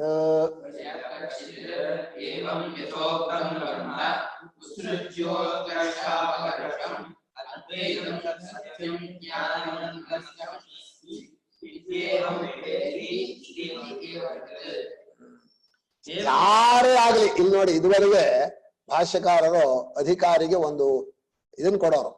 ಆದ್ರೆ ಇಲ್ಲಿ ಯಃ ಕಶ್ಚಿತ್ ಅಂತ ಯಾರಾದ್ರೂ ತಮ್ಮ ಸ್ವರೂಪವನ್ನು ತಿಳ್ಕೊಳ್ಳೋಕೆ ಯಾರು ತಡೆ ಮಾಡಕ್ಕಾಗಲ್ಲ, ಯಾರು ಪವರ್ ಕೊಡ್ಬೇಕಾಗಲ್ಲ. ನಿಂಗೆ ಅಧಿಕಾರ ಇದೆ ಅಧಿಕಾರ ಎಲ್ಲ ಹೇಳೋಕ್ಕಾಗಲ್ಲ. ಅದನ್ನ ಸಯಃ ಕಶ್ಚಿತ್ ಮನುಷ್ಯ ಮಾತ್ರದಲ್ಲಿ, ಸ್ವಯಂ ದೇವತೆಗಳು ಆಗಬಹುದು, ಅದು ದೇವತೆಗಳು ನಮಗೆ ಸಂಬಂಧಪಟ್ಟಿಲ್ಲ, ಯಾಕಂದ್ರೆ ನಾವೇ ನೋಡೋಲ್ಲ. ಹೀಗೆ ಯಾರೊಬ್ಬ ಮನುಷ್ಯನೇ ಆಗ್ಲಿ, ಅದು ಹೆಂಗಸಾಗ್ಲಿ ಗಂಡಸಾಗ್ಲಿ ಬ್ರಾಹ್ಮಣನಾಗ್ಲಿ ಅಬ್ರಾಹ್ಮಣನಾಗ್ಲಿ ಯಾರೇ ಆಗ್ಲಿ, ಈಗ ಇದುವರೆಗೆ ಹೇಳಿದಂತಹ ಬ್ರಹ್ಮವನ್ನ ಉತ್ಕರ್ಷ ಅಪಕರ್ಷವನ್ನ ಕಳಿಸಿಕೊಂಡು ಉಪಾಧಿಯನ್ನೆಲ್ಲ ಬಿಟ್ಟಾಕಿ, ಉತ್ಕರ್ಷ ಇಲ್ಲ ಅಪಕರ್ಷ ಇಲ್ಲ, ಹ್ಯಾಕ್ ತಿಳ್ಕೋಬೇಕು? ಎರಡಿಲ್ಲದ ಸತ್ಯವಾದ ಜ್ಞಾನಸ್ವರೂಪವಾದ ಅಪರಿಮಿತವಾದ ಬ್ರಹ್ಮವೇ ನಾನಾಗಿದ್ದೇನೆ. ಅದ್ವೈತಂ ಸತ್ಯಂ ಜ್ಞಾನಂ ಅನಂತಂ ಅಹಮಸ್ಮಿ ಅಂತ ತಿಳ್ಕೋತಾನಲ್ಲ, ಅವನೇ ಬ್ರಹ್ಮಜ್ಞ. ನನಗೆ ಇನ್ನೊಂದಿಲ್ಲ, ನನಗಿಂತ ಬೇರೆಯಾದ್ದಿಲ್ಲ, ನನ್ನಲ್ಲಿ ಬದಲಾವಣೆ ಅನ್ನೋದಿಲ್ಲ. ಯಥಾ ನಿಶ್ಚಿತಂ ಯದ್ರೂಪೇಣ ಯನ್ನಿಶ್ಚಿತಂ ತದ್ರೂಪಂ ನವ್ಯಭಿಚರತಿ ತತ್ ಸತ್ಯಂ. ಎಲ್ಲ ಬಿಟ್ಟೋಯ್ತು. ಹೀಗೆ ಅತ್ಯಂತ ಏಕರೂಪವಾದ ಪರಮಾರ್ಥ ಸ್ವರೂಪದಲ್ಲೂ ಜ್ಞಾನ ಸ್ವರೂಪದಲ್ಲೂ ಅಪರಿಚ್ಛಿನ್ನವಾದ ಸ್ವರೂಪದಲ್ಲೂ ಇದ್ದುಕೊಂಡು ನಾನು ಅದ್ವೈತವೇ ಆಗಿದ್ದೀನಿ ಅಂತ ತಿಳ್ಕೋತಾನಲ್ಲ, ಇವನೇ ಏವಂ ವಿತ್ ಸಯ ಏವಂ ವಿತ್ ಅಂತ. ಏವಂ ವಿತ್ ಅನ್ನೋದನ್ನ ಏವಂ ಶಬ್ದದಿಂದ ಮೊದಲಿಗೆ ಹೇಳಿದ್ದನ್ನು ಪರಾಮರ್ಶೆ ಮಾಡ್ತಾ ಇದ್ದಾರೆ. ಏವಂ ಶಬ್ದಸ್ಯ ಪ್ರಕೃತವಾದದಿಂದ ಹೀಗಾಯ್ತಪ್ಪ ಅಂದ್ರೆ ಹೀಗ ಅಂತ ಹಿಂದೆ ಹೇಳಿದ್ದಾಗ್ಬೇಕಲ್ಲ, ಹೀಗೆ ನಡೀತು ಅಂತ. ಈಗ ಪ್ರಕೃತ ಪರಾಮರ್ಶವಾಗಿ ಅದಕ್ಕೋಸ್ಕರ ಏವಂ ವಿತ್. ಅವನೇನಾಗ್ತಾನೆ ಅಂದ್ರೆ ಈ ಲೋಕದಿಂದ ಹೊರಬಿದ್ದು ಕಳಿಸ್ಕೊಂಡು ಅಂದ. ಅದಕ್ಕೆ ಅರ್ಥ ಬರೀತಾರೆ. ಏನ್ ಬರೀತಾರೆ ನೋಡ್ರಿ.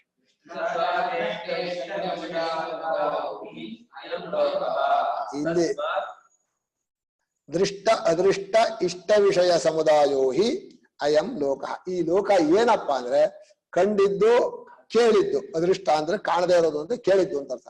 ಕಂಡಿದ್ದು ಕೇಳಿದ್ದು ಇಷ್ಟ ವಿಷಯಗಳು, ಕಂಡ ಇಷ್ಟ ವಿಷಯ, ಕೇಳಿದ ಇಷ್ಟ ವಿಷಯ, ಅವುಗಳನ್ನು ಕೂಡ ಹಾಕೋದ್ರಲ್ಲೇ ಲೋಕದವರು. ಇದಿಷ್ಟ ಅದಿಷ್ಟ, ಅದನ್ನ ಕೇಳಿದೀವಿ, ಅದನ್ನ ಇದೇ ಲೋಕದ ಹಣೆ ಬರ. ಏನ್ ಚೆನ್ನಾಗಿದೆ ಅದನ್ನ ತಂದು ಹಾಕೋ. ಮನೆಯೆಲ್ಲ ಅದೇ ಸೋಮ್ನೆ ಭಾರಿ ಭಾರಿ. ಈ ಲೋಕದಿಂದ ಏನೇನ್ ತಂದು ಹಾಕೊಂಡಿದಿರೋ ಮನೆಗೆ, ಅದು ದೇಹಕ್ಕೆ ಅನುಕೂಲವಾಗತ್ತೆ ಅಂತ ತಂದು ಹಾಕೊಂಡಿದಿರಲ್ಲ. ತಸ್ಮಾತ್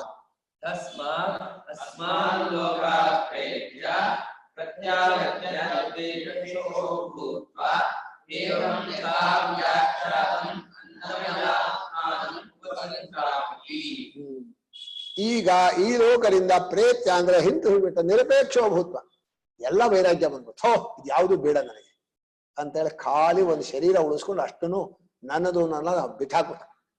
ನಾಹಂಕಸ್ಯ ಚಿತ್ ನಮೇ ಕಶ್ಚಿತ್, ನಾನು ಯಾರಿಗೂ ಸೇರಿಲ್ಲ, ನಂದು ಯಾರೂ ಇಲ್ಲ ಅಂತ ಹೇಳಿ ಹೇಳಿದ ಹಾಗೆ ಎಲ್ಲ ಬಿಟ್ಟಾಕ್ಬಿಟ್ಟು ನಿರಪೇಕ್ಷನಾಗಿ ಅಭಿಮಾನವನ್ನ ತ್ಯಾಗ ಮಾಡಿ ನನ್ನದು ಅನ್ನೋದನ್ನ ಹೀಗೆ ಹೇಳಿದಂತಹ ಅನ್ನಮಯಾತ್ಮ ವಿರಾಟ್ ಪುರುಷನನ್ನ ತಾದಾತ್ಮ್ಯತೆಯಿಂದ ಸೇರ್ಕೋತಾನೆ. ಇಡೀ ವಿಶ್ವವೆಲ್ಲ ನಂದು, ಇದ್ರಲ್ಲಿ ಯಾಕೆ ತುಂಡು ತುಂಡು ನಂದು ಮಾಡ್ಕೋಬೇಕು ಸ್ವಾಮಿ, ನಿಮ್ದೇ ಪೂರ್ತಿ ಅಂತಂದ್ರೆ ಇದು ಅಂತ ಒಂದು ಚೂರು ಚೂರು ತೋರಿಸ್ತೀರಾ? ಇಡೀ ವಿಶ್ವವೇ ನಿಮ್ಮ ಸ್ವರೂಪ ಅಂತ ಕೇಳಿದ್ರೆ ಈ ಗಿಡ ಈ ಮನೆ ಅಂತ ಹಾಗೆ ಚೂರು ಚೂರು ತೋರಿಸಲ್ವೋ, ಹಾಗೆ ಆ ಜ್ಞಾನಿಯಾದವನು ಹೇಳಿದಂತಹ ಇಡೀ ವಿರಾಟ್ ಪುರುಷನ ಅಷ್ಟನ್ನು ಕೂಡ ತನ್ನ ಸ್ವರೂಪದಿಂದ ತಿಳ್ಕೊಂಡ್ಬಿಡ್ತಾನೆ. ಇಡೀ ವಿಷಯ ಜಾತಂ ಅನ್ನಮಯಾತ್ ಪಿಂಡಾತ್ಮನೋ ವ್ಯತಿರಿಕ್ತ.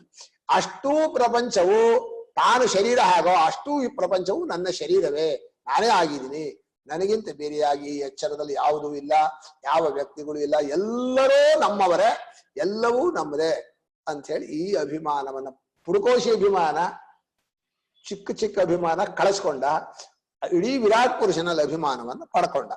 ಹೀಗೆ ಒಂದನ್ನು ಪಡ್ಕೊಳ್ಳೋದ್ರಿಂದ ಒಂದನ್ನು ಕಳ್ಸ್ಕೋಬೇಕು ಅಲ್ವನ? ಯಾವ್ದನ್ನು ಕಳ್ಸ್ಕೋಬೇಕು? ಪರಿಚ್ಛಿನ್ನಾಭಿಮಾನವನ್ನು ಕಳಚ್ಕೊಂಡು ಅಪರಿಚ್ಛಿನ್ನವಾದ ವಿರಾಟ್ ಪುರುಷನಲ್ಲಿ ಅಭಿಮಾನವನ್ನು ಪಡ್ಕೊಂಡ.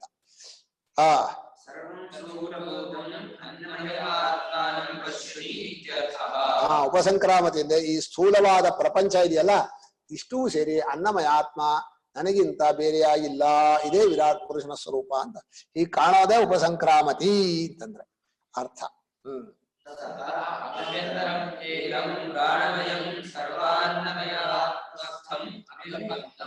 ಆ ಅನ್ನಮಯದ ಒಳಗಡೆ ಅಭ್ಯಂತರ ಅಂದ್ರೆ ಸೂಕ್ಷ್ಮವಾಗಿ ಒಳಗಡೆ ಎನರ್ಜಿ ಇದೆ, ಮೇಲ್ಗಡೆ ಹೊದಿಕೆ.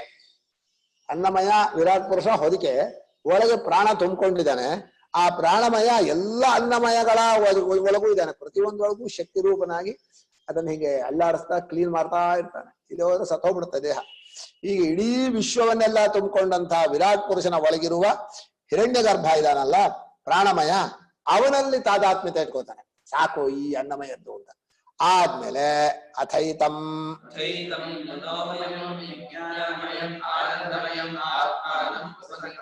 ಆಮೇಲೆ ಮನೋಮಯನನ್ನು ವಿಜ್ಞಾನಮಯ, ಮನೋಮಯ ಅಂದ್ರೆ ವೇದಾತ್ಮನನ್ನು, ವಿಜ್ಞಾನಮಯ ಅಂದ್ರೆ ವೇದಾರ್ಥಾತ್ಮನನ್ನು, ಆನಂದಮಯ ಅಂದ್ರೆ ವೇದಾರ್ಥದಿಂದ ಆದಂತಹ ಆನಂದ ರೂಪವಾದ ಫಲ, ಪ್ರೇಮದ ಫಲದ ರೂಪವಾದಂತಹದ್ದು ಜ್ಞಾನ ಪ್ರೇಮ ಆನಂದ, ಆ ರೀತಿಯ ಆನಂದವನ್ನು ಅನುಭವಿಸ್ತಾ ಆನಂದಮಯನ ಸ್ವರೂಪದಲ್ಲಿ ತಾದಾತ್ಮ್ಯತೆ ಇರ್ತಾನೆ.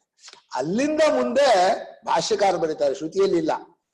ಆನಂದಮಯ ಆತ್ಮ ಭೋಕ್ತೃಾತ್ಮ, ಅವನು ಇಡೀ ವಿಶ್ವವೆಲ್ಲ ತನ್ನ ಸ್ವರೂಪವೇ ಎನ್ನುವಂತಹ ಒಂದು ಜ್ಞಾನ, ಆ ಪ್ರೇಮ ಆನಂದ ಮೂರು ಒಟ್ಟಿಗೆ ಇರುತ್ತೆ. ನನ್ನದು ಹೆಚ್ಚಾದ್ರಿಂದ ಆನಂದ, ಆ ನನ್ನ ಹೆಚ್ಚಾಗಿದೆ ಅನ್ನೋ ಜ್ಞಾನ, ಅದರಲ್ಲೇ ತಾದಾತ್ಮ್ಯತೆಯ ಪ್ರೇಮ, ಈ ಮೂರೂ ಸೇರಿರೋದ್ರಿಂದ ಆನಂದಮಯ ಆತ್ಮನಾಗಿ ಇರ್ತಾನೆ. ಅಥ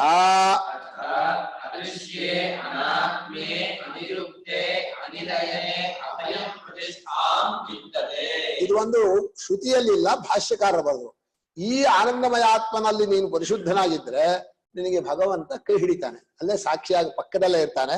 ಅವನು ದೃಶ್ಯನೂ ಅಲ್ಲ, ದೇಹಾದಿಗಳೂ ಇಲ್ಲ, ಅವನಿಗೆ ಶಬ್ದಗಳಿಲ್ಲ, ಅವನಿಗೆ ಮತ್ತೊಂದು ಆಧಾರವಿಲ್ಲ. ಅಂತಹ ಸಾಕ್ಷಿ ಸ್ವರೂಪದಲ್ಲಿ ಅಭಯವಾದ ನಿಲುಗಡೆಯನ್ನ ಪಡ್ಕೊಳ್ತಾನೆ. ಇದು ಸಾಧಕನಾದವನು ನಿಧಾನವಾಗಿ ದಾಟ್ಕೊಂಡು ಒಳಗೆ ಸೇರಿ ದೊಡ್ಡವನಾಗಿ ಇಡೀ ವಿಶ್ವಾತ್ಮನಾಗಿ ಪರಮಾತ್ಮನಲ್ಲಿ ಏಕಾತ್ಮತೆಯಿಂದ ಇರಬೇಕು. ಅದು ನಿಜವಾದ ಆನಂದ. ಅಂಥ ಅಭಯವಾದ ಪ್ರತಿಷ್ಠೆಯನ್ನ ಪಡ್ಕೊಳ್ತಾನೆ ಅಂಥೇಳಿ ಈಗ ಸಾಧಕರಿಗಾಯ್ತು, ಜ್ಞಾನಿಗೆ ಫಲ, ಸಾಧಕನಿಗೆ ಸಾಧನ, ಎರಡನ್ನು ಹೇಳಿದ್ರು. ಇಲ್ಲಿ ಒಂದು ಚರ್ಚೆ ಮಾಡ್ತಾರೆ, ಯಾರು ಈ ತಿಳ್ಕೊಂಡವನು, ಯಾರು ಸಂಕ್ರಮಣ ಮಾಡ್ತಾನೆ ಅಂತ. ನಾಳೆ ಅದರ ಚರ್ಚೆಯನ್ನು ಹೇಳೋಣ. ನೀವೆಲ್ಲ ಸೇರಿ ಗುರುಗಳನ್ನು ಕರೆಸ್ರೆ, ಇಲ್ಲ ಸಪ್ಪೆ ಪಾಠ, ನಿಮ್ಗೊಂದು ಅರ್ಥ ಆಗಲ್ಲ. ಅವರು ಅಲ್ಲಿ ಕೂತ್ಕೊಂಡ್ಬಿಡ್ತಾರೆ, ನನ್ನನ್ನು ಇಲ್ಲಿ ಕೂರಿಸಿದ್ದಾರೆ. ನಾಳೆ ಬರಲೇಬೇಕು. ನಿಮ್ಗೆ ಅಷ್ಟೂ ಜನಕ್ಕೂ ಶಕ್ತಿ ಇದೆಯಪ್ಪ, ಎಲ್ಲ ಬ್ರಹ್ಮಸ್ವರೂಪರು, ಏನೂ ಮಾಡೋದೇ ಇಲ್ಲ.